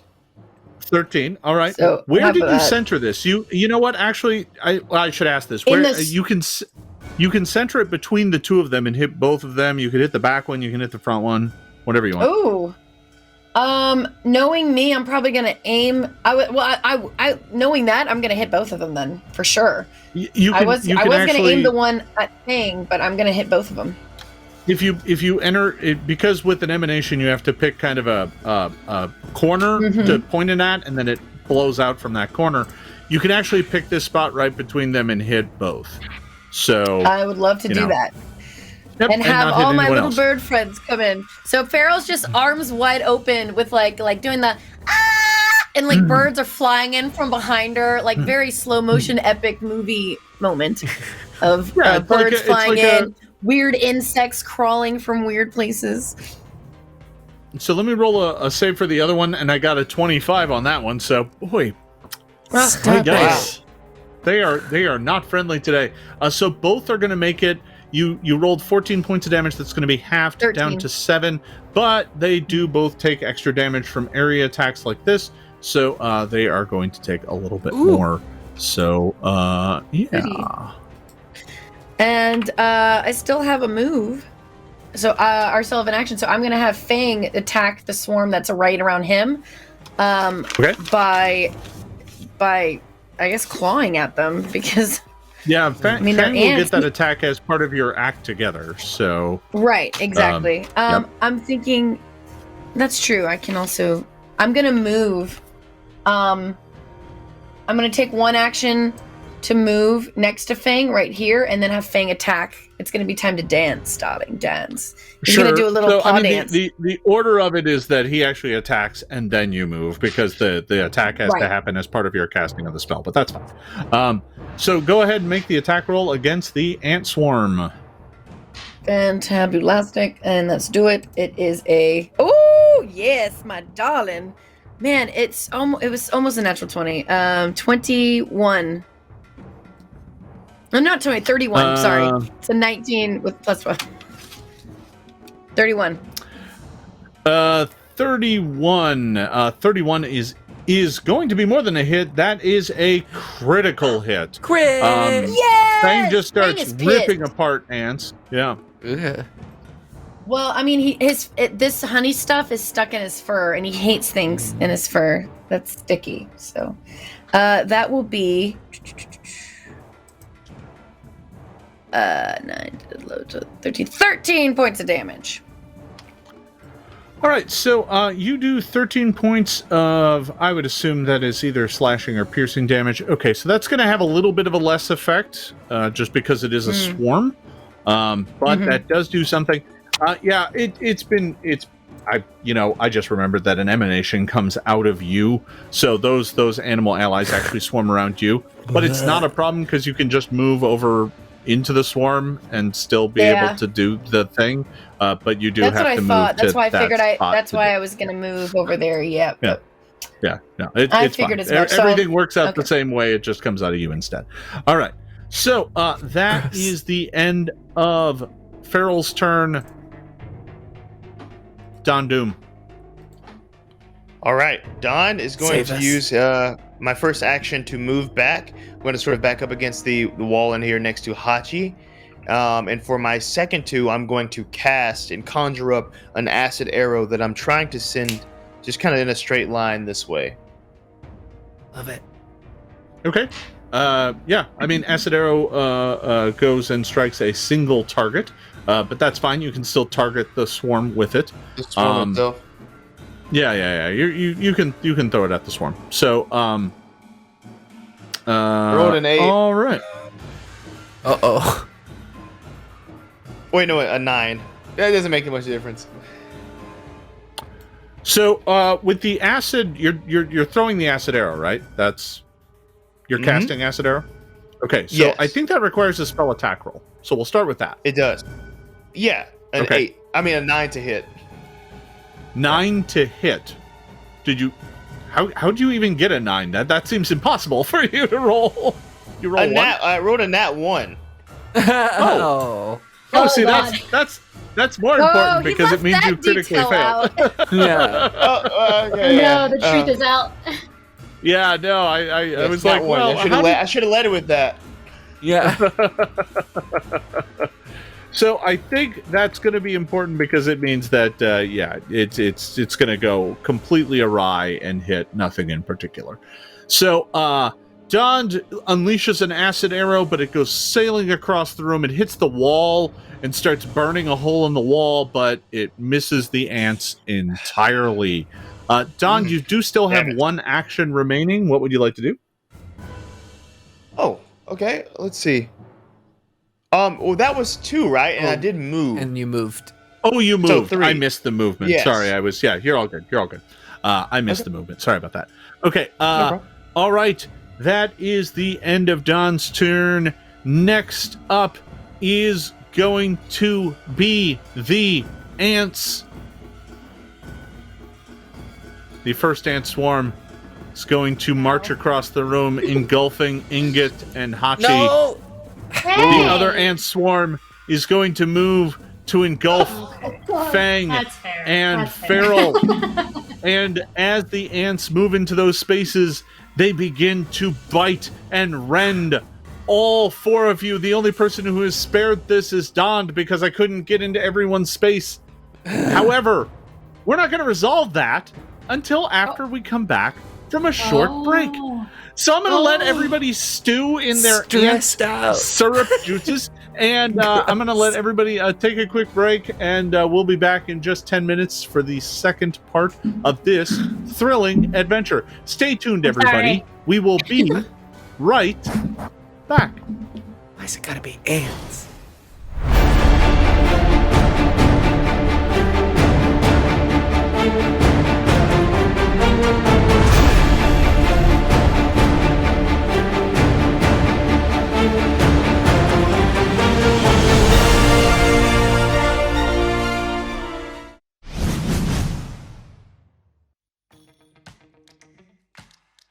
Centuries ago, the Stellar Flare, a science vessel researching the strange dimension known as the Drift, crashed on the surface of Akaton.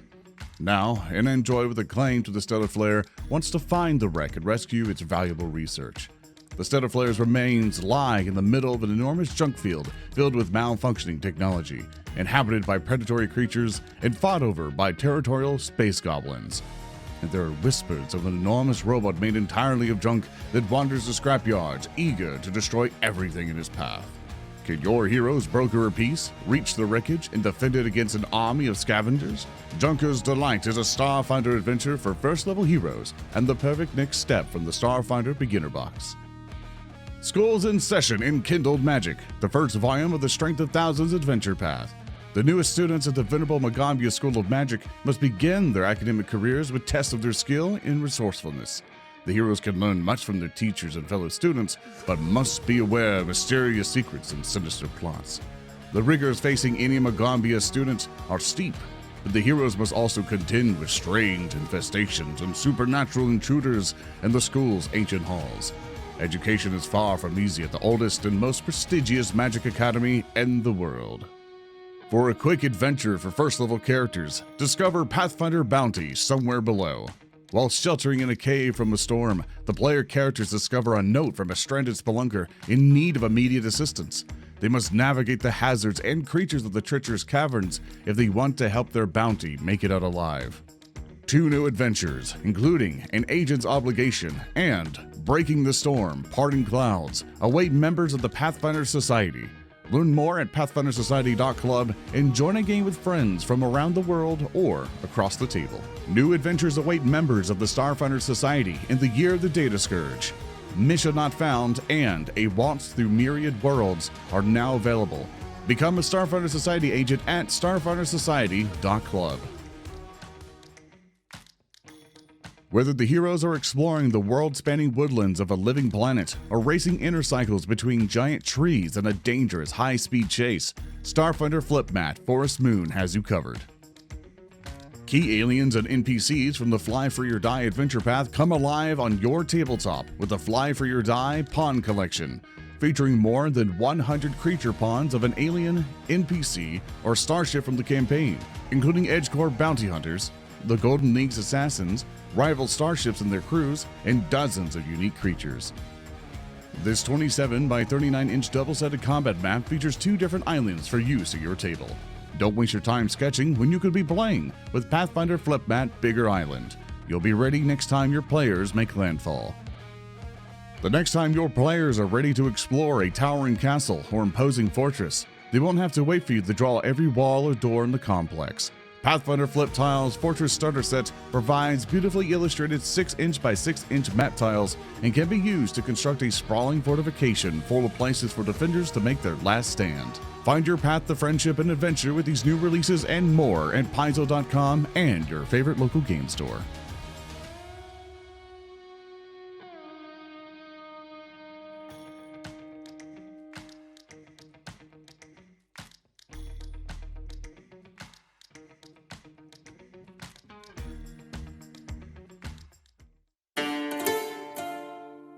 The games we play are the stories we create. The fortress doors swing open. Every story is unique. And the sound of war drums rises. Sometimes our stories come to us when we least expect them.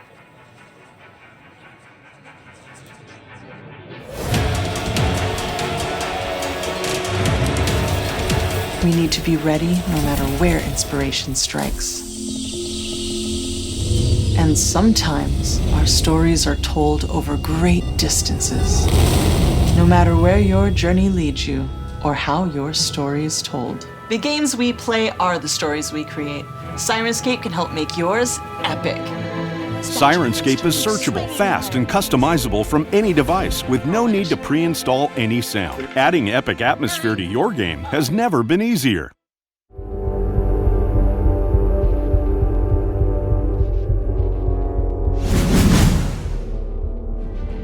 On the southern coast of Starstone Isle, not far from the town of Otari, the Gauntlet stands shrouded by cloying mists atop a centuries-old ruin in the Fogfin Swamp. Now, a pallid new light glows from within the ancient edifice, beckoning novice explorers to delve deep into the marsh to discover the truth behind the awakened radiance. The town elders of Otari say that the old lighthouse has been abandoned for ages, that the swamp itself holds little danger to the town. The town elders are wrong. Into the Mega Dungeon, the all-new Abomination Vault's adventure path for the Pathfinder role-playing game peels back layer after layer of mystery, intrigue, and terror in a 3-volume campaign of dungeon exploration and thrilling discovery, designed especially with new players in mind. The priceless plunder of long centuries awaits those bold enough to enter the sprawling Abomination Vaults, but claiming it requires facing off against a horde of hideous monsters, deadly traps, and vengeful ghosts with long memories and inhuman hungers. The Abomination Vault's adventure path works with the Pathfinder Beginner Box or Pathfinder Core Rulebook and is your perfect gateway to thrilling adventure 500 years in the making.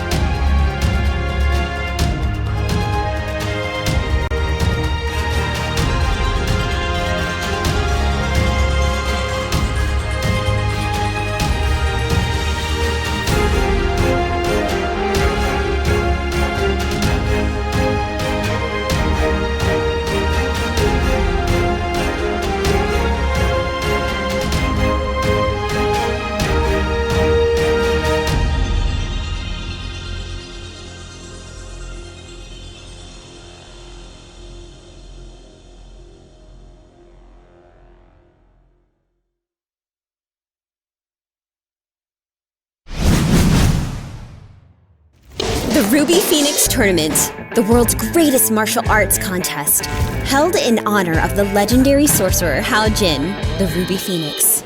The final team standing in this once-per-decade contest wins a grand prize, their choice of a single item from Hao Jin's magnificent vault of treasures.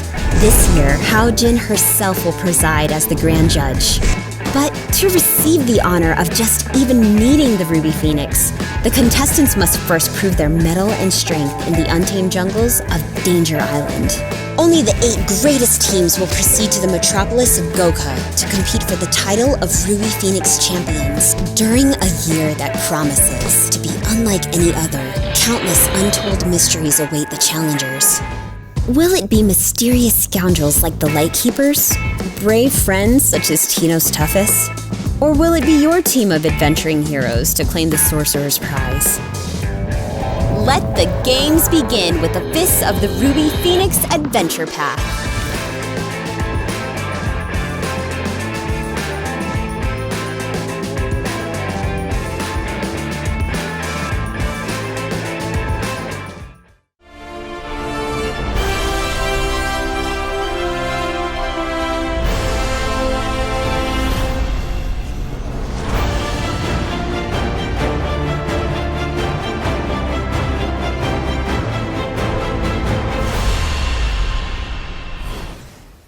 Boom.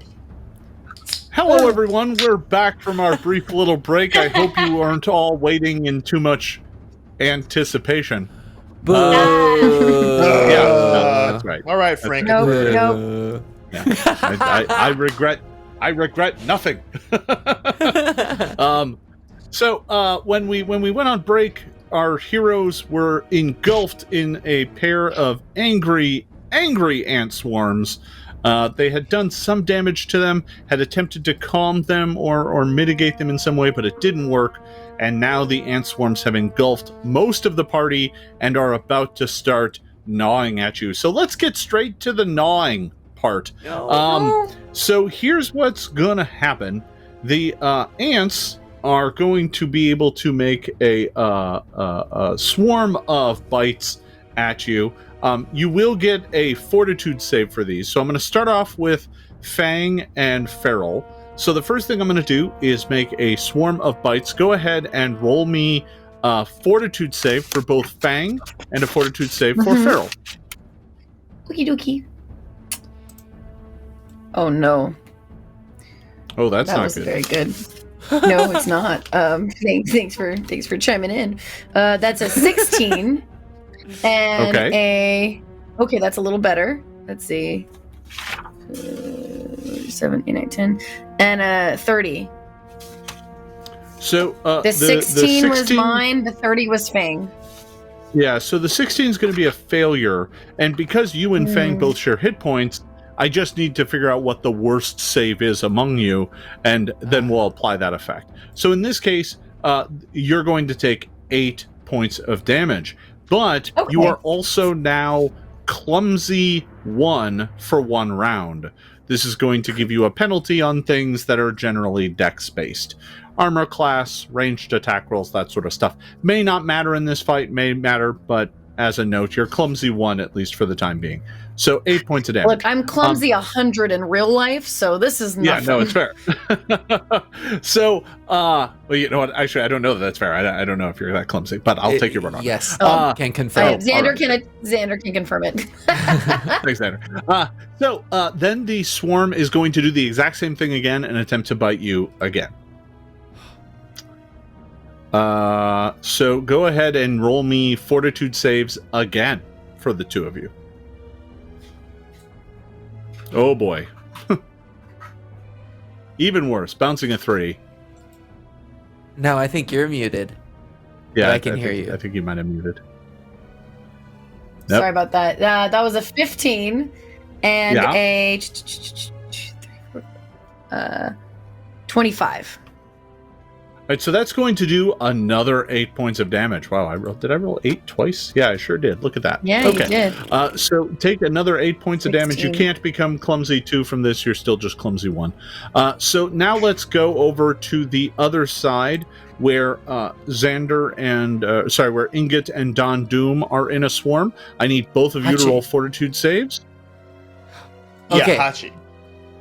It's me. Oh, I sorry. already rolled. That's Hachi. It's fine. Yep. I rolled a 23. Am I dead? No, that's a success. So you're only going to take half Oh, it damage. is. So you take 4. Cool. And Ingot, what did you get? 23. 23 is also going to succeed. You take 4 as well. So these ants start swarming all over you because of all this sticky syrup that's on you and just start biting and tearing at you. That was their first action. They will then do so again. Go ahead and make me those fortitude saves again. Yeah, I got 22. a 29, 30, 31, 32. 32. 32. Well, the 32 means that you are going to nimbly dance aside these ants and take no damage whatsoever. Ingot, you got a 22.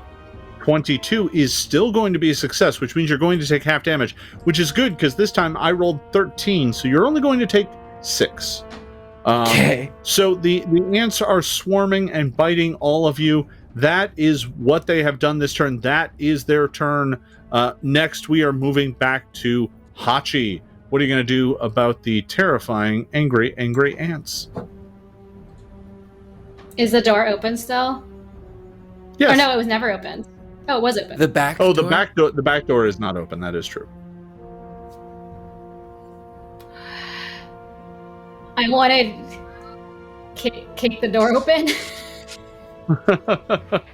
Well, so looking at the door from this side, it is Okay. locked. It has a simple latch on this side, so you can spend a Unlock round it. to basically unlock it, and then or an action to unlock it. You could then spend an Yeah, action to open it. I unlock it, then I see what Okay. happens. Okay. Then I You open it unlock and it, nothing and happens. nothing seems to occur. Okay. And then open it, and no spears hit you. Okay, I have one action This time. left. What shall Yeah. I do with my one action? I am got so many dumb things I can do. I'm going to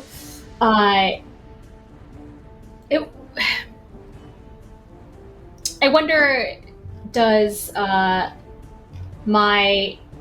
if I can foxfire the ground where the spikes came out to try to break the mechanism? You can trap? attempt to destroy traps that way. You're not a novice adventurer. You generally know that takes some effort. It's a risky gamble to attempt to do that in combat. Could I jump over it? Listen, could I jump over it? Yeah, you can do what's called a leap, but I think that might be 2 actions, and you've already spent 2. So I think you're 1 action Ooh. short to do a leap. Okay. But if you wanted Okay, to, you I could can't just leap. move across it and hope that it doesn't trigger. Okay, let me check one gear that I have that might help me. You did say they were triggered by the knob, though. Remember? Oh, They okay. did seem to be Jason triggered by gave the us- knob. Jason gave us that All right. information. I gave you nothing. I do this thing. We earned I it. just try to get out, All right. and I'm like, So go to ahead and me, move yourself. team. Yeah, go ahead and move yourself. Okay, let me measure, just so I'm being all rulesy here. Yep. Oh, that's not measuring. Okay, it's fine. I'm gonna just go yeep. Yeep.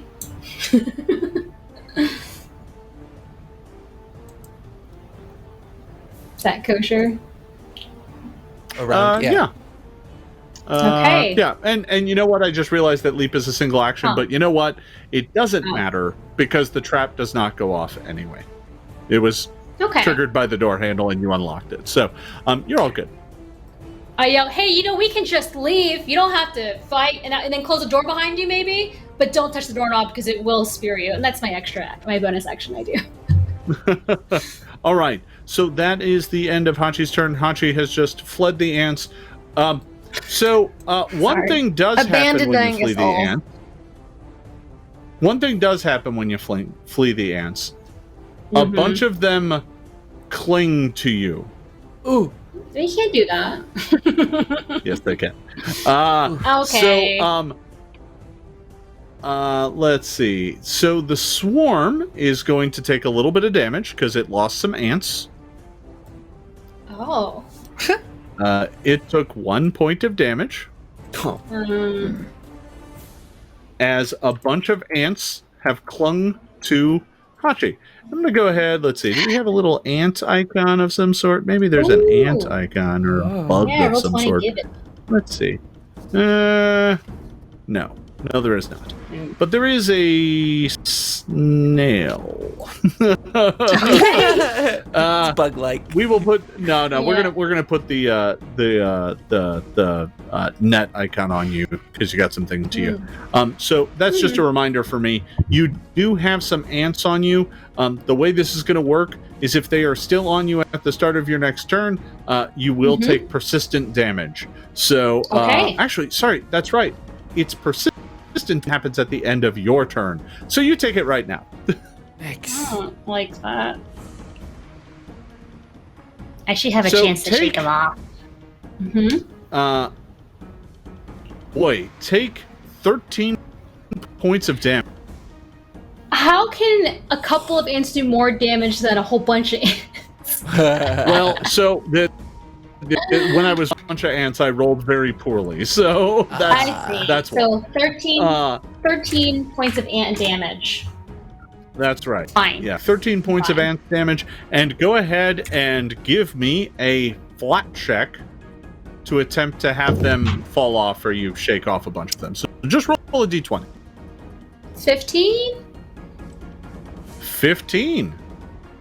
The ants fall off of you. So you took some damage as the ants were on you attempting to bite and claw at you, but you shook the majority of them off, and after biting you, they kind of got their gobs full of honey and went back home. So they are gone now. And you are now ant. Okay. You are now ant free, for what it's worth. Yay. Okay.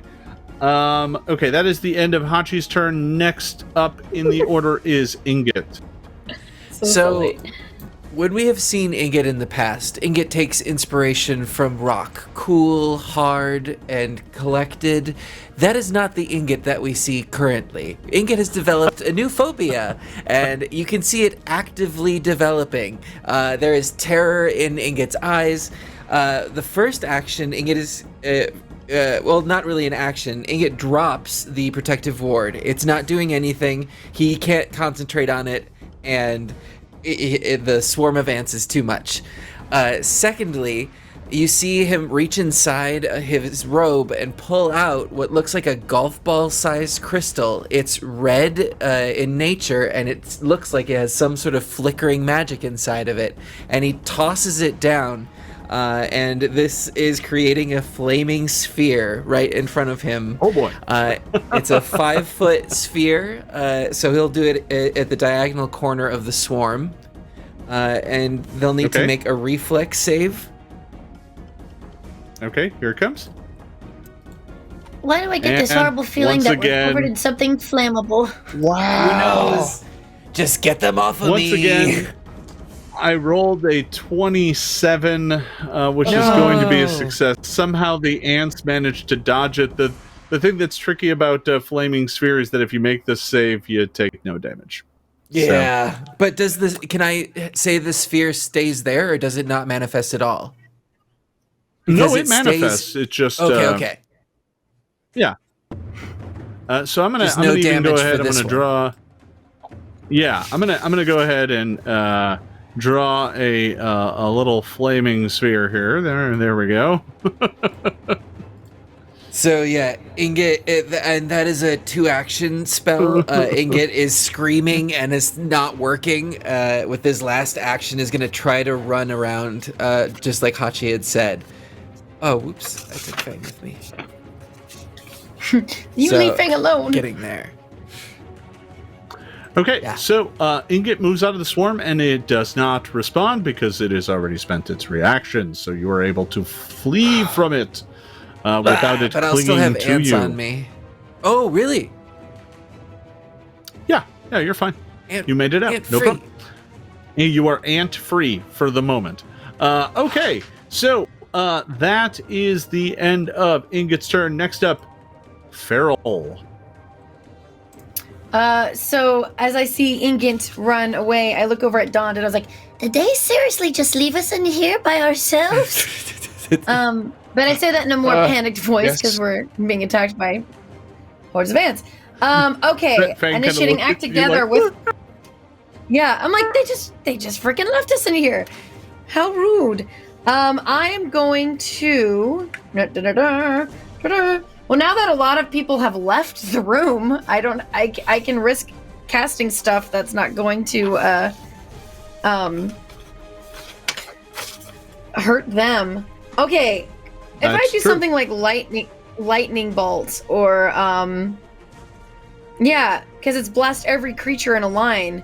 Does that count with the swarm? Like I could shoot it in a line and hit most of the swarm across the room, correct? Absolutely, yeah. No, you could. Or would it just be like I fire hit one ant in the line? No. A lightning bolt is an area effect spell, so it would hit all of them. I'm gonna cast that because I am like Ingot. I'm kind of freaking out, and I have a feeling that we're covered in evil. So okay, you are clumsy 1, and this clumsy comes with a special effect because you're kind of disoriented and feeling really sluggish because of these ant bites. They must have some sort of not deadly venom, but like paralytic venom in their bites. And as a result, if you attempt anything with a concentrate or a manipulate, you do have to make a DC 5 flat check, or the action is lost. So you can cast a lightning bolt. That's not going to be a problem. But you're going to have to make the DC 5 flat check. That means you roll a D20 and you just need a 5 or higher. That's it. 1 through 4 is going to be a fail. Okay. You got this. Hey! I rolled a 16. 16 is great. Yeah, you are all set. There you go. So you unleash a lightning bolt that is going to hit both swarms. They are going to need to make a reflex save, which I've been great at so far. Let's see if it continues. I'm going to roll for the swarm in first. Here we go. Okay. Are you? What did you get? I am not. I just rolled a 19, which comes out to a 30. So, Jason, we're losing you a little bit, audio. yeah, I've been having some issues here today. I'm not sure what that is. I'll see what I can do about that here in just a moment. No I might worries. need to log back into the call. It may be an unstable connection. You unleash a lightning bolt that goes through both the ants. The first one's going to make it save. What's the DC on your save? Is it 20 or 22? 22. 22?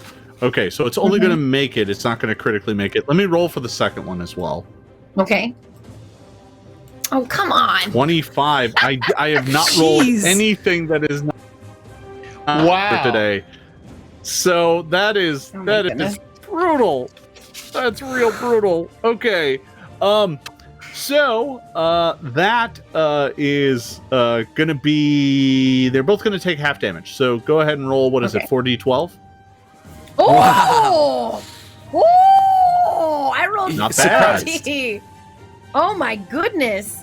Ooh. So Hey. 30 damage is going to be halved to 15 on both of them, but they do both take extra damage because it is an area attack. Yeah. So they're both going to take a total of 20. Not bad. Finally, my Hold lightning on to bolt that here. did something. Usually it just shoots off and hits a rock. Leave my rocks alone.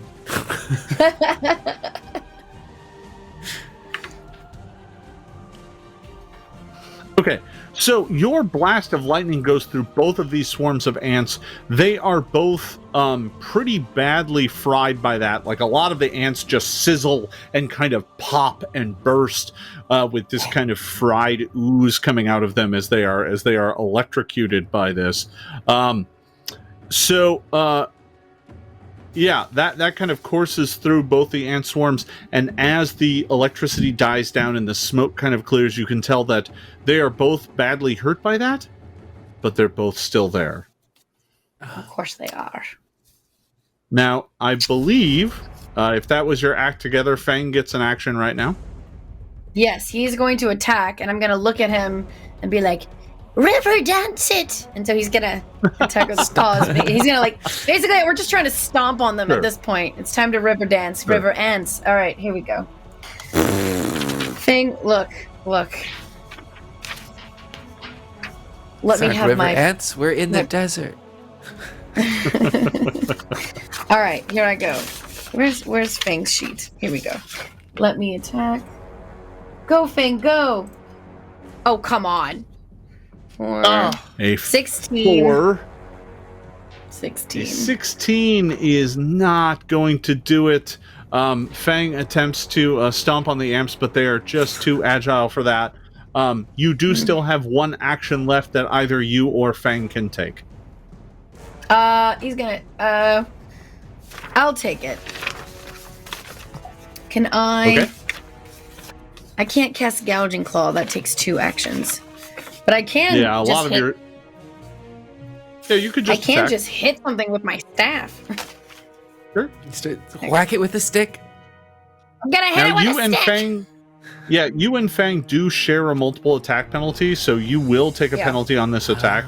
Doesn't really matter which one of you attacks. Both of you share this attack penalty. Okay. So you can go ahead and make the attack. That's fine.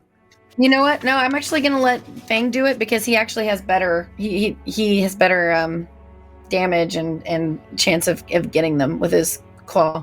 So Fang's gonna take another swipe at him.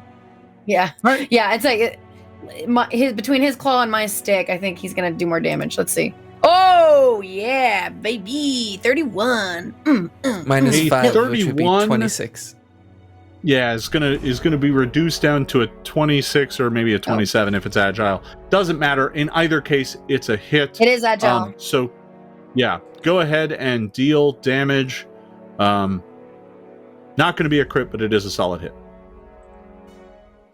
8 points of damage. 8 points of damage. And that's going to be reduced quite a bit. That didn't have too much of an effect. There's just too many ants, but it's not nothing. It's just not a lot. Okay. So, you unleash kind of a blast of lightning that dances off the ants. Fang just is tearing into this swarm, but still the 2 swarms persist. Next up, Dond, your friends have fled the room, except for you and Fairel. Oh, man. Fairel, you fried them. It smells like barbecue in here. It smells like burnt popcorn. Ooh. It's time to make it go. It's time to make them go boom doom. I'll take a note from your book. As with a twirl of the sword, I'm gonna go down into the ants. Obviously, it's not gonna do as much like stabbing into them, but I'm spell striking with my shocking grasp in order to also send some electricity through them. All right, and that'll make me more likely to hit. Hopefully. Go ahead and make your 20? spell strike roll. 20? Yes. please20. hit. Please hit. Just gonna miss. No. Just gonna miss. It's gonna miss by one. Okay. You bring your blade down right in the middle of the ants, and you're sure you've hit all of them.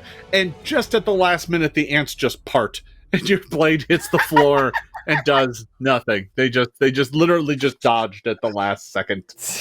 And then you pull your blade up, and they go right back to that spot, and then just all of them are now clicking and looking at you menacingly.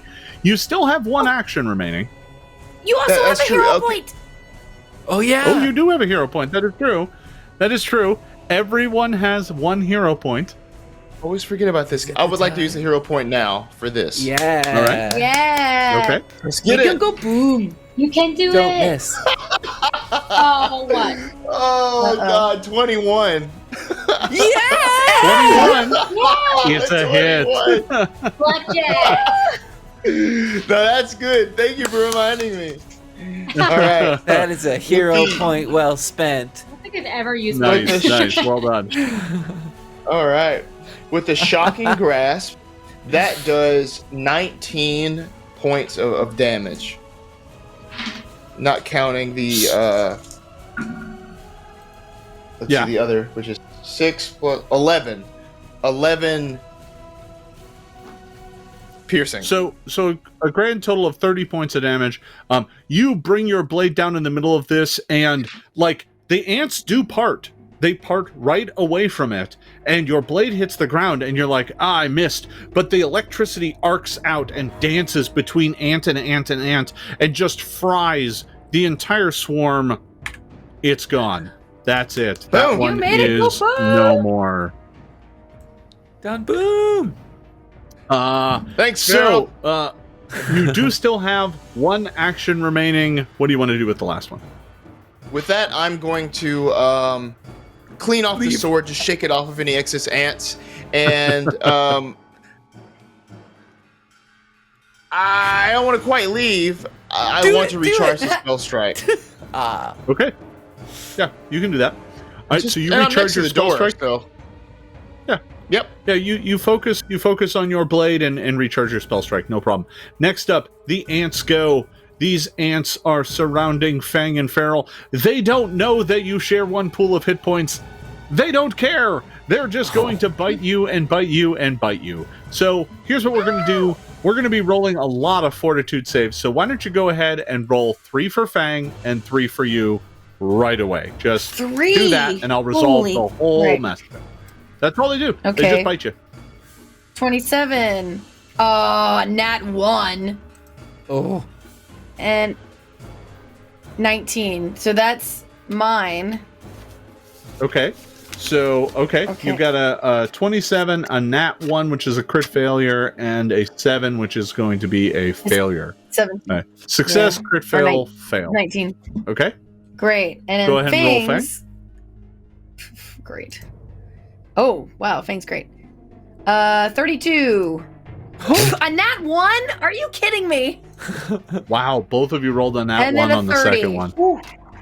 Okay. So here's what we've got. We've got a success, so you're only going to take half damage from the first round of bites. You're going to take double damage from the second round of bites because you both crit failed it. And on the third one, you just got to fail, so you're just going to take ordinary damage. So let me go ahead and roll all that damage. We'll see how it turns out. So the first one, the ants swarm all over you and begin biting. Here we go. This one you're going to take half damage. So you take 4. Okay. The ants swarm all over you, okay. bite a whole bunch. You take 4. The second Tis one. but a flesh wound. This one, you got overconfident, and the ants crawl up. They're climbing in your clothes. They're getting into Fang's fur. They're biting at all over you. This one does critical damage. Oh, I rolled an 11. Take 22 points of damage as the ants just open you up. I'm gonna need a nap after this, y'all. Some mud. And their final action, this is just going to do ordinary damage, just the straight damage, whatever I roll. They bite you some more for another 9. So, these ants 35. are literally consuming you and Fang. They are just ripping out flesh and blood and bone and just trying to take the two of you apart and carry you back into their nest. That is the end of the ant's turn. I look back at Dom's like, Remember when our friends left us here to die? We're still here. We're still here. Please come back I in, don't everyone. see you. I don't see There's you. not many ants left. Hachi, we are over to you. I don't know that I would. Oh, well, I hear the screams of my friends. I move back here. Careful not to touch those plates, even though I know the trigger, I'm still scared of them.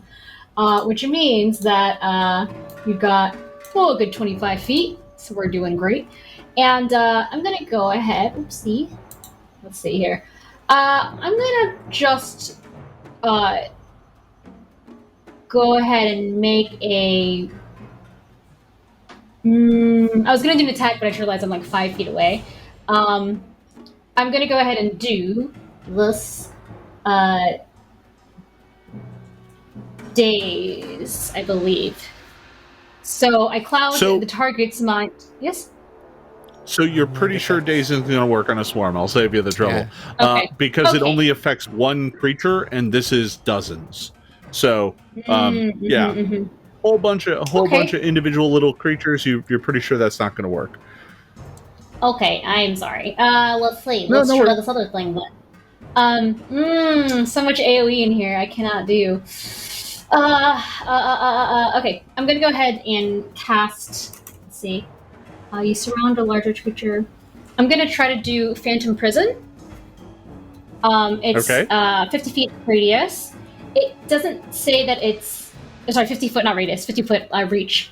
It says I completely surround a larger, smaller creature with immobile illusory walls. The only thing is, are we treating this like one big guy or a bunch of little guys? Because I feel like it's a bunch of little guys equal one big guy. You know what I'm saying? Yeah. Well, so this is yet another spell that targets one creature, and the swarm counts as dozens. So heal me. You're being a bit higher level. Yeah. Yeah. You could always do that. I do that. I'm gonna go ahead and cast Life Boost. I cast Life Boost as one of my hexes. Oh, okay. The heck? So all right. Go ahead and you will gain 6 Get fast healing hit points. Yeah. 6 points for the next 4 rounds.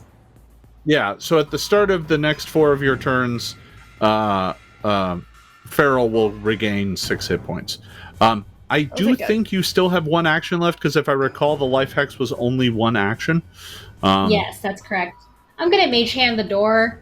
I'm gonna put the mage hand on the doorknob and just hold it there because I want to. When they come out, I want to close the door behind them. Sure. Yeah. All right. Ingot, we're over to you. Ingot is going to concentrate on this flaming sphere and move it. So it's going to move into the swarm range. All right. And I believe that means I get a reflex save again. Yes, but not against Fang and Fairel. You're fine because the swarm is big enough that I can move into that 5 foot. Oh, okay. Good. Awesome. There we go. Yeah, no worries. So I'm going to go ahead and have the swarm make a reflex save. Here we go. Oh, hey, look, I finally rolled poorly. Yes. Yay. So with that, I only rolled a 6, so that's going to be a 17. That's going to fail. So go ahead and deal fire damage to me. Yes, and this was cast at a heightened version, so it's 4d6 fire damage. Oh my. All right. Which 11, 15, 17. 17 points of damage. You go rolling the sphere of flame into the swarm of ants. This ball of fire just engulfs them. They start popping and bursting and cooking and making a rather disgusting smell. And the few ants that are remaining, their mandibles filled with feral flesh, flee, going back down in their hole. You have defeated the swarms.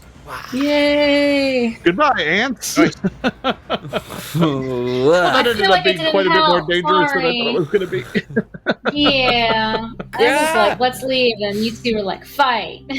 So I'm like, this will be the last time I ever break it into anywhere. I promise. I promise. I promise. Like I'm like talking to myself, like traumatized. Yeah. I'll never break through another window again. I'll never break through another window again. So you're in this room that's been totally marred now by this sticky sap and all these ant corpses and blasted spell effects. None of the stuff you were hit with, it's literally the stuff that fell from the jugs is literally just like a sugar syrup. It's just there to attract the ants. It wasn't flammable. It wasn't oil. It was just there to attract the ants. And good try. you've managed to defeat that. There are no more ants in the room. Whatever the hive that is below this shop has disgorged, they are done. So now you're left to kind of explore the place. I feel like I'm done exploring. I am so sorry. I thought I should investigate. Yeah, you all can invest. I'm gonna stay right here. You guys can keep investigating. No. Don't touch the doorknob. All that good stuff. So Fairel, with where you are at, can you please give me a perception check, please? Oh dear. I sure can. Yep. Also, I either 22. dispel the flaming sphere or I keep it up, depending on what Fairel sees. So Fairel sees something that was on the wall, kind of behind some of the piles. The piles, by the way, which were carefully placed there, I mean haphazardly, but carefully to cover up the ant den. Okay. But now that they've fallen out of the way, you can see that there's a crude kind of map of the town on the wall that was behind one of the piles. And this map isn't a very well done map. It's just kind of a diagram of the buildings and stuff. But you notice immediately that a number of buildings are circled, including the Drowsy Camel, the Feast of the Flood, and a building across the way, which you've walked past a few times and identified as the Jewel of the Jeanneret, the other shop in town. This is a 4-shop town. There's not a lot of places to go and spend your coin. It's a town of 200 people. So most folks just trade their goods and craft services amongst themselves. They don't actually have shops. So, but the Jewel of the Jeanneret is there in town. And that building is circled as well, along with the Drowsy Camel and the Feast of the Flood, the inn and the local restaurant. I'm gonna take the map and tell my party, I think I might have found something of interest, but I also need a bath. And you've never had Fairel say the word bath before. Why don't we take this back to the inn and we can recover a little? Yes. I'm sure some people can use that mud that you have. I need a bath, then mud. Okay. I need a mud bath. Yeah. So you file your way out of the road to Felzance, his shop, and make your way back over to the Drowsy Camel. We'll go ahead and we'll go to the town map, actually, just so that I can kind of show you kind of what you know. So looking at the town map here, we're gonna go the back way since we're obviously covered in let's go the back way so no one sees us coming out of the shop and looking we'll just be oh, nothing to see here. I say we go around the long scenic route. We could even do a rinse in the Jeanneret. In the river. Yeah. Oh yeah, a quick one. Yeah. It's actually a relatively good moving cold stream river that comes out of the mountains. So it's nice. You can make your way around to the back. You do know that the Drowsy Camel does have a back door, but it kind of goes through the kitchen and the office.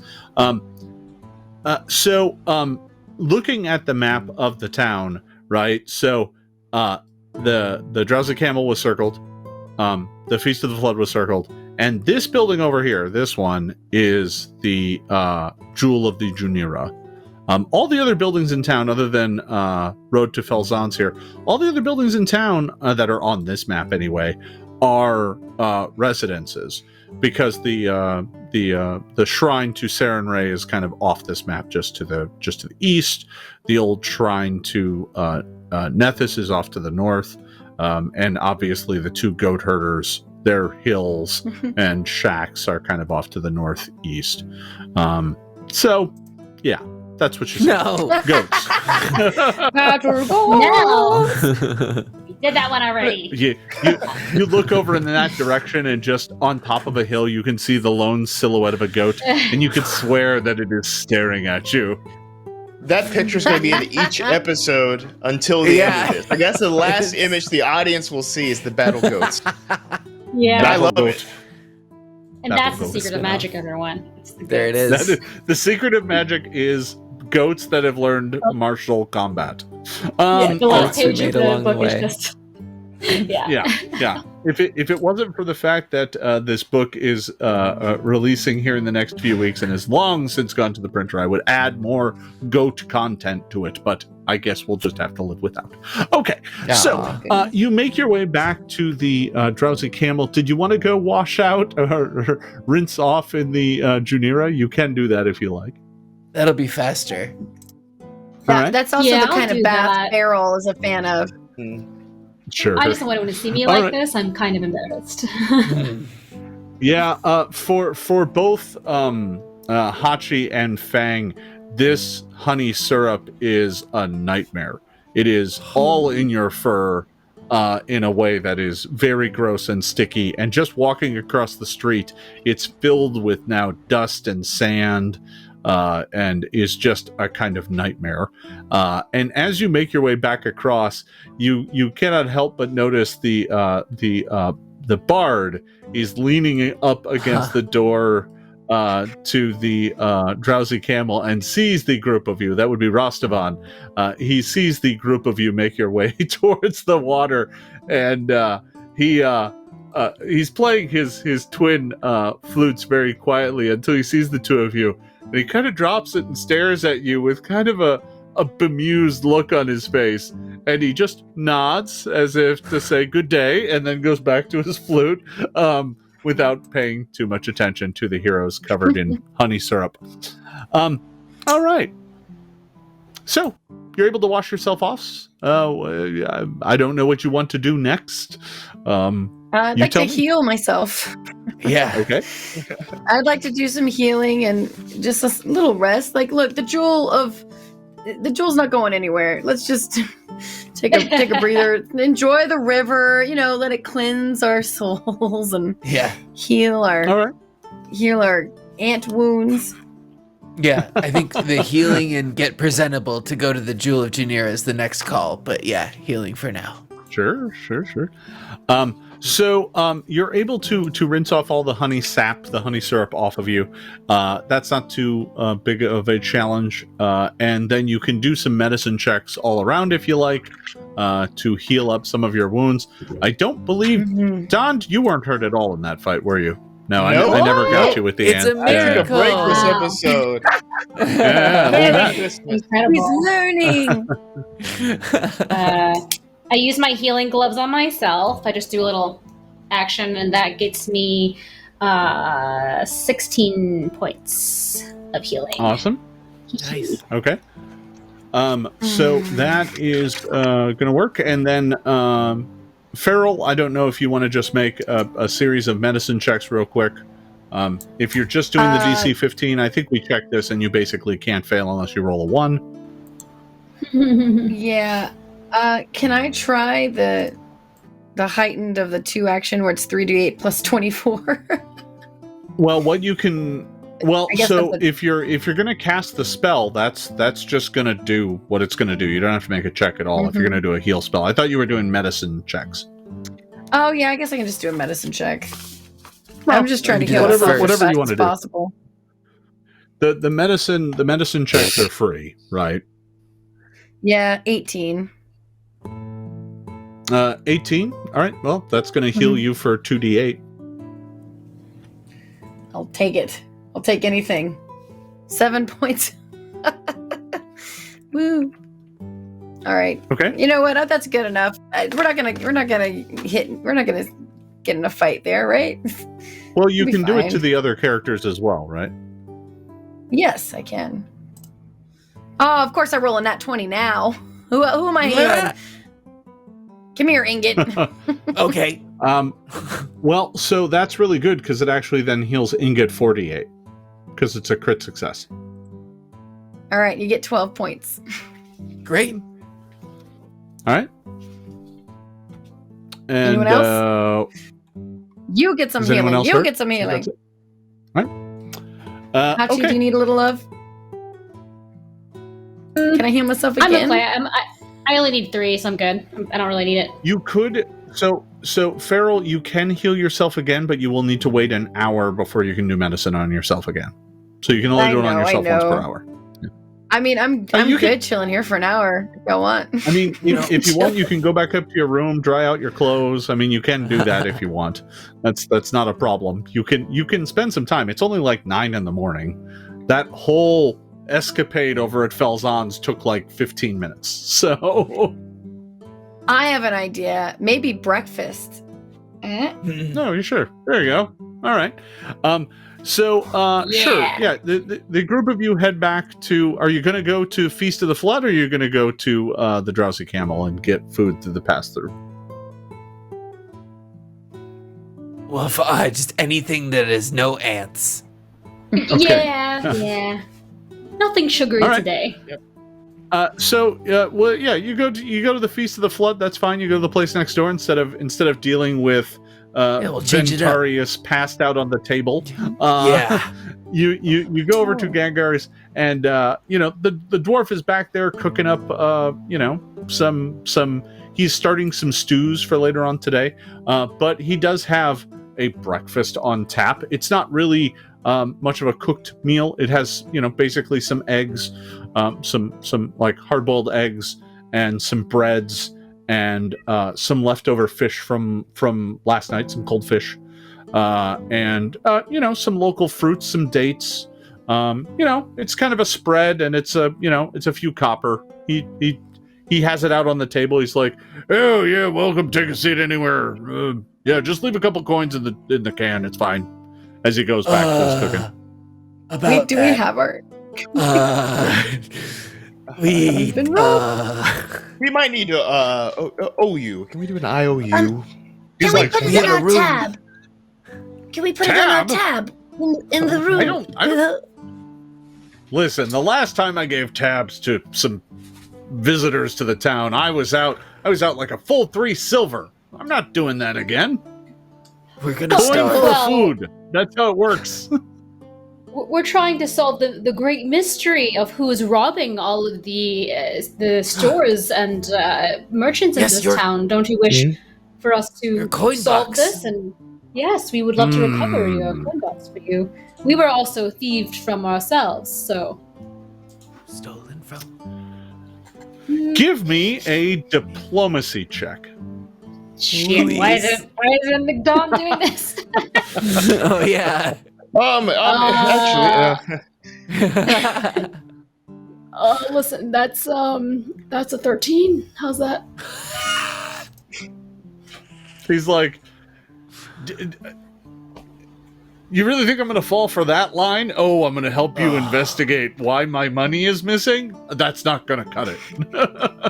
I pull some leaves from my hair. I'm like, can I interest you in some natural mint? He's for like, seasoning. Mint? What's mint? He smells it. Ugh. Ah. Ugh. I just put it back in my hair. He kind of does one of these. I mean, it might go okay on fish, I guess. I was like, that'll be I'm sorry, you just tasted the merchandise. That'll be a few copper. Oh, look, how convenient. That's what our breakfast costs. He's like, that's a really expensive, smelly leaf. Listen, I'll give you this. And he puts a fig on the table in front of you. There you go. Even trade. Ingot has some rations in our room. Ingot can go get them. I give the fig to Bug. He's like, listen, I can see that you're in a bind. Tell you what, I'll let you have a plate. But the deal is you got to get to the bottom of who stole my coin box. Do that, and we'll call it square. Deal. If you don't, you're going to end up scrubbing dishes and whatnot for me by nightfall. Great. All right. Take it. Okay, go ahead.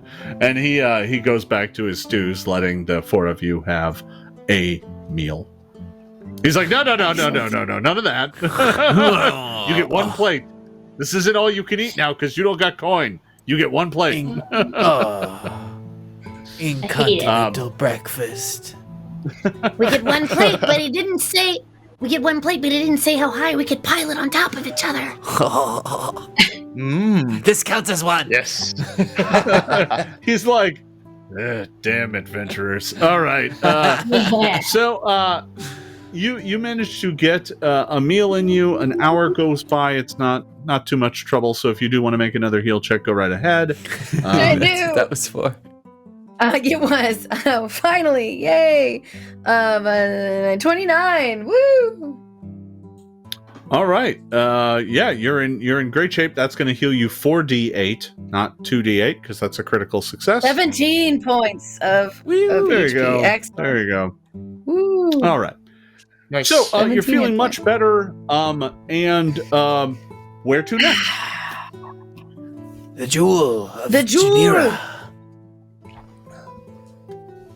What All they right. said. So you make your way outside, and as you do so, you notice something kind of interesting. Oh no. In the middle of the street, next to the fountain, you spot Imra. Oh. And she is sitting next to the fountain, and she has in her hand what looks like a piece of glass. Not like a glass thing. It looks like a broken piece of glass that, she's holding. And you can tell that she's holding it above a small pile of what looks like debris of some sort. And she's kind of holding it there and kind of tilting it back and forth until the light from the sun, which is now climbing higher and higher in the sky, is being focused because the piece of glass is slightly concave. And she's holding it, and as she's doing that, you can see that the small pile of kindling is starting to smoke. She's creating fire. Which is odd, since I thought she could already create it naturally. Yeah. And as you mentioned that, everybody give me a perception check.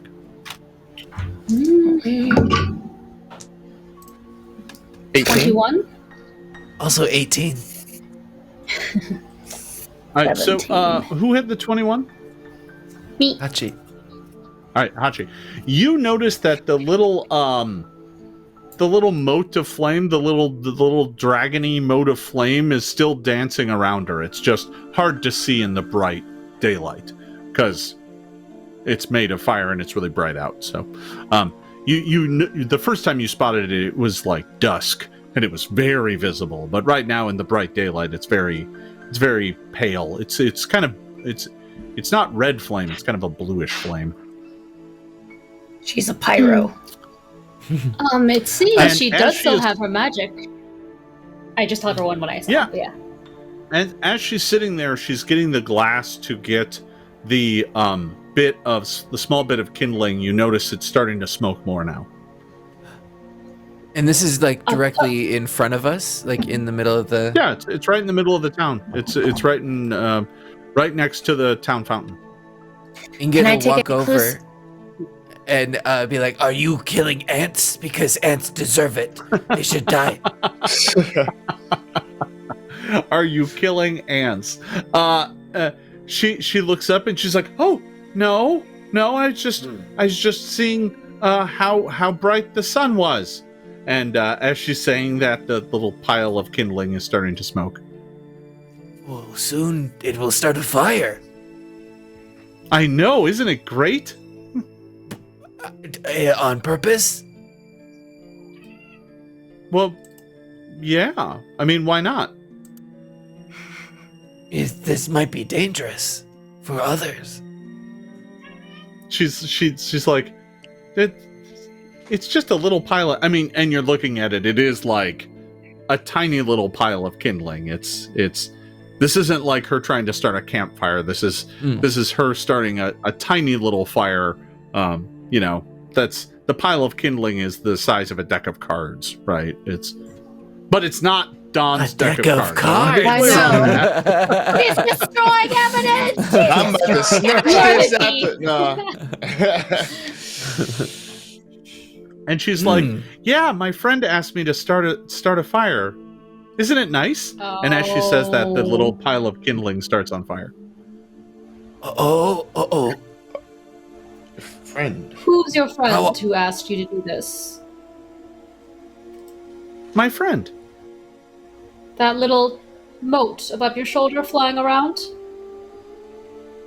Oh, yeah. He talks to me. He likes fire. He's made of fire, you know. Okay. Yeah. I have something made of demonic energy. That's my friend. But I don't do everything he tells me to do, you see. Because some of it's not good. She's like, wow, that's wild. Most people can't see or can't hear my friend talking to me, but that's okay. He talks to me. He tells me stuff. Does your friend tell you things?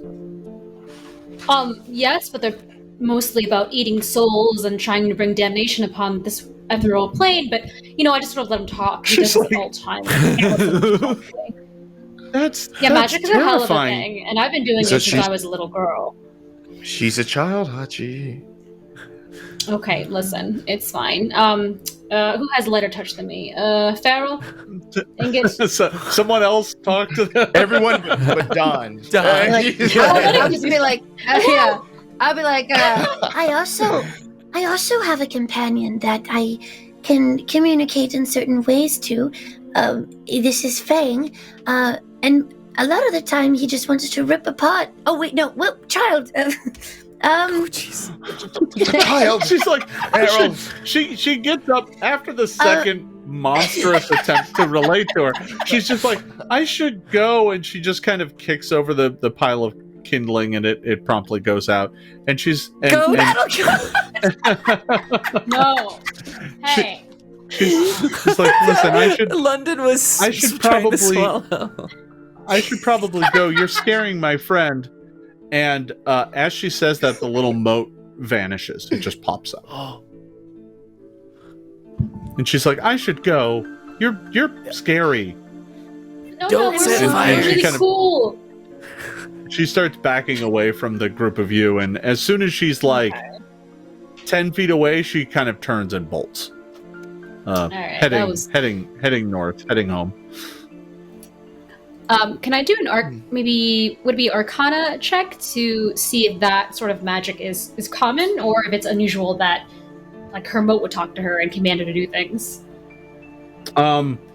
Yeah, go ahead and give me an occult check or an Arcana check. Either one of those might tell you something. Okay, it's the same. Ooh, that's a 27. Which one did you do? I did Arcana. Arcana. Okay. Thinking about it through the lens of arcane magic, you're like, yeah, there's tons of things. Like, people who find that they have a sudden bond to an animal, they might soon learn that they've attracted a familiar, right? That's a thing that happens. Right. Your bond to a bug happened in a similar way, right? In that there was this creature that suddenly you found that you could talk to. There's nothing inherently unusual about that, but that could be what's going on here. But it is unusual for someone who is like a novice at this sort of thing to have like a small elemental creature. That is weird. Okay. So like most people start out with like a rat or a bunny or a bat or something, right? It's like you don't get powerful elemental spirits right away necessarily. I just tell the team that information, and then also so like maybe this is just the town granting her mysterious powerful magic, and she seems nice enough, but like there's something weird going on, right? I'm getting a really freaky vibe from this little girl and her motes. Just me. I'm pretty sure we're the ones that freaked her out, but sure. That's true. Oh yeah, that is true. But again, this thing is, talking to her. What is it saying? Are there more talking to other people? And what is their motivation? Good question. But you're not going to figure it out standing here. So what do you do? You're going to head off to the Jewel of the Jeanneret? Yes. No, sorry, my cat is also trying to communicate to me. Very vocal. No, it's fine. I was like, this sound set like, from Sirenscape sure does have weird cats in it. All right. He wants us to feed him. That's before I start any stream. It's like, go feed the cat, just so that it leaves me alone. I don't care if it's not dinner time yet. I did feed him right before. More. That's how much of a piggy he is. Yeah, that's fair. All right, so you all make your way over to the Jewel of the Jeanneret. So I'm gonna go ahead and move. I'm gonna grab the wrong token. There we are. Go ahead and move you all over here. All right. So you make your way over to the Jewel of the Jeanneret. It is a relatively small shop, it's got a yard just like all the other shops around here. But it's a relatively small building, and the front door has a simple wooden sign on it that is flipped to say "Open." So we don't have to break into this one. Lovely. We don't say that out loud. Did I say that out loud? Yeah. All right. Yeah, we'll go ahead. Yeah, sure. You make your way up and inside. All right. So, you arrive at the shop of the Jewel of the Jeanneret, and you go inside, and the display room, the kind of front room of the shop, is a very small affair. It's not very large at all. As a matter of fact, I think I even have a map of it. Let's go ahead and pop on over to that. Here we are, the Jewel of the Jeanneret, and you can make your way inside there. As you can see, it's 15 by 20. It's a tiny little shop, and all of the goods are kept in a display case up in front. So there's like a very simple wood display case with some simple glass panels on it, and inside are things like silver cutlery, there's rings, there's some bracelets, there's behind the counter hanging up, there are some fine linen and even a silk cloak. There's a whole bunch of things in here that are relatively fine. You're going to wager that a lot of these things are not made here because you haven't seen the right kind of things to be making linen here in town. But as you scan around, you notice that behind the counter is an older Gurundi woman who is squinting very carefully with her old eyes, staring at a small silver ring that she is working with a tiny engraving tool. You can tell that her eyesight can't be very good because she's holding it very close, and she looks up and says, "See anything that catches your eye?" She looks up and says, "Oh, but I'm being rude. I'm Ulami.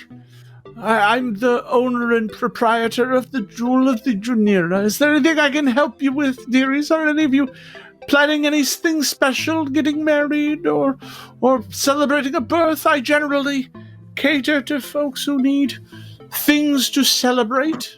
There she is. Oh, I love her.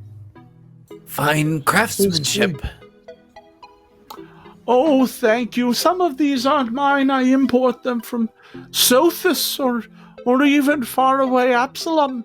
But all of the jewelry I still make myself by hand. She says, yes. And at that, you also notice she's not alone in the shop. On a perch next to her is a rather old-looking falcon.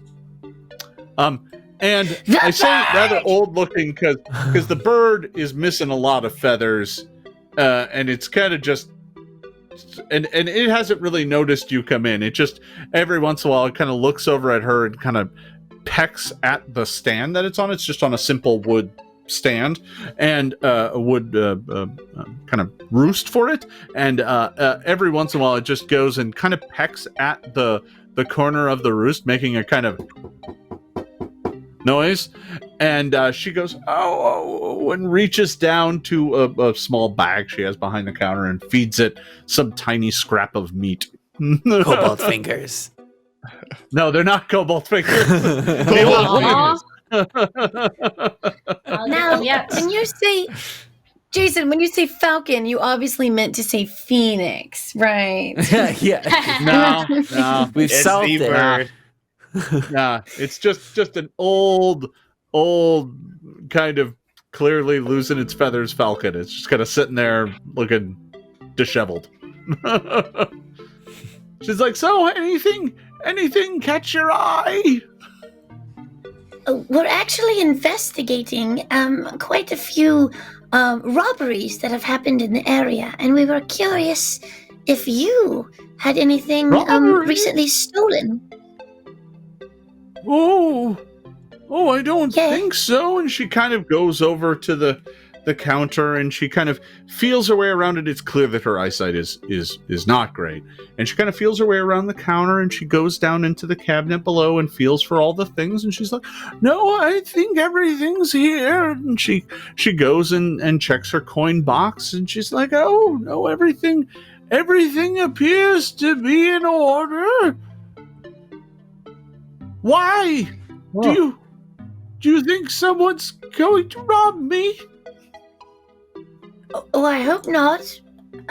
We're just investigating. Quite a few of the shops on the other side of the river were hit, and had some goods stolen, as well as us personally. So we're doing a little snooping around. Well, I have Azure here to keep an eye on my shop. He's sharp and he's got keen eyes. And you're looking at that bird, and you know that bird is not is just as blind as she is to the bird. Right. And she's like, no, I'm sure I'll be fine. Don't worry about old me. Who would rob from Ulami? I'm everyone's friend. Oh, that just makes this very sad. That rascally cat. Yeah, right. Oh, so you mentioned you mentioned Felson, and she's like, oh, I hate that damnable cat. He tried to run me out of business last year. That doesn't surprise me at all. So on a sweet. different note, we are also investigating a larger mystery. Do you have any magical effects that have come into your possession recently? She goes, no, I've never been much of one for any such magic, but I don't exactly go around wishing for things. At my age, you settle for what you have. Don't go wishing for things you don't. There's no time for that. Well, but back to that damnable cat. Do you really think he's going to attempt to rob me? Well, we're actually not certain if it's him trying to rob people anymore. Pretty sure his place of business also got hit with the robbery. But you did find that map. Yes. Oh yeah. Yeah, the map. I The can pull out map is the map. pretty incriminating. I'm gonna Yes. I'm gonna pull out the map and show it to her, but then realize she probably can't see it at all, and just describe it to her in detail. Yeah. Just like, oh well. If you think that damnable cat is going to come here, then I'm going to need extra protection. Do you think I might be able to hire your services? You seem like strapping lads and lasses. I'll gladly pay. With food or money for food. We need food money. Money with food money. Yes, please. Yes. So things are gone, and it will be greatly appreciated. She reaches down into her coin box and she's like, here. watch my shop! And she slams her hand down on the table, and when she picks it up, there is a stack of platinum coins there. There has to be at least a couple hundred gold worth of platinum there. And she goes, you catch that damnable cat! And that is where we are going to end today's session. I want to thank you all for joining us here as we are playing through this exciting session of Secrets of Magic. Tune in next Wednesday for the continuation of this series of cat burglaries, I guess we'll call it. So I hope you tune in then for more fun. Before we go here today, I'm going to toss it around the horn and let everybody tell you a little bit about themselves and where you can find them on the internet. Xander, take it away. Yes, I'm Xander Jeanneret. You can find me at Xanderific with 2 R's and 1 F. My main hub is Twitter, but I do also stream here on Twitch. Personally, we just beat the second Zelda game, Link's Adventure, and it was so hard. That was that was really hard. Really those hard. Damn nights, but anyway, I hate those. Yeah. We did it. Yes. But yes, I'm also storytelling pretty much every night of the week. Check out my Twitter for my full schedule. I will say I've got some exciting projects that are coming up, so stay tuned. That damn cat. Meow. Hello. I am Michelle Bradley. You can find me on the internet at I am Chubby Bunny. You can find me here every Wednesday, of course. On Tuesdays, you can find me over at twitch.tv/Hunters Entertainment doing zombie stuff. I am so close to dying. I say this every week, but that's how close to death I feel as a character. Outbreak, yeah. And tomorrow you can find me. It is Outbreak. Tomorrow's Thursday. So Thursday at 4:30 p.m. Pacific time, you can find me on Pretty Little Liches, which is an level 20 D&D mini-series from Dungeon Masters Guild, taking some of their content, and I play a chef bard, and it's very good. Also tomorrow, Thursday night, you can find me over on Critical Role, doing their Critical Role Elder Scrolls Online. Guess what? It's not a one-shot, it's a two-shot. It might be a three-shot. We don't know anymore. It's a mini-series, so that's live tomorrow night. And then Friday, one last thing, I'll be on D&D Beyond's anniversary finale stream. That's going to be live at, I want to say, like 2 p.m. Pacific time. That's probably right. And you can find all the information on my Twitter at I am Chubby Bunny. Yay! Hey! Hey, everybody. I am London Carlisle. You can find me on Twitter at London Carlisle, where you can follow all of the TTRPG things that I do. Full schedule there. Couple awesome things coming up. I'm with the podcast Ain't Slayed Nobody. We're wrapping up season 1 of this Call of Cthulhu Wild West mystery investigation, all that good stuff. But yeah, so catch me in the last episode for some stuff before I fully join the cast in season 2. So check that out. More to come on my Twitter. And hello, everyone. I am Bonnie Gordon. You can find me all over the interwebs at Bonnie Bell G. You can also find my comedy parody band with Xander at Library Bards. Woo! Check out our music. Speaking of music, keep an eye on my socials. I have some awesome music announcements coming up soon, as well as some original music posted, hopefully within this month. So keep your eye on that and follow my TTRPG schedule and other things that I do and announcements that I can't talk about because NDAs.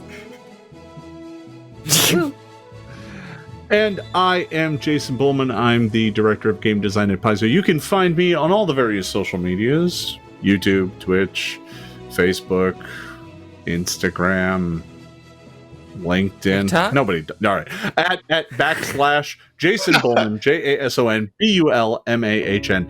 I hope that you have all been enjoying this. Secrets of Magic is set to release here very soon. I think we hit a bit of a shipping delay. I think we got bumped to early September for the release of it because of port problems.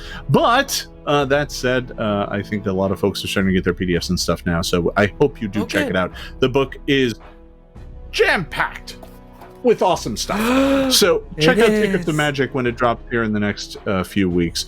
But tune in here next time, next Wednesday, starting at 6 p.m. Pacific time. We will be picking up this story right where we left off.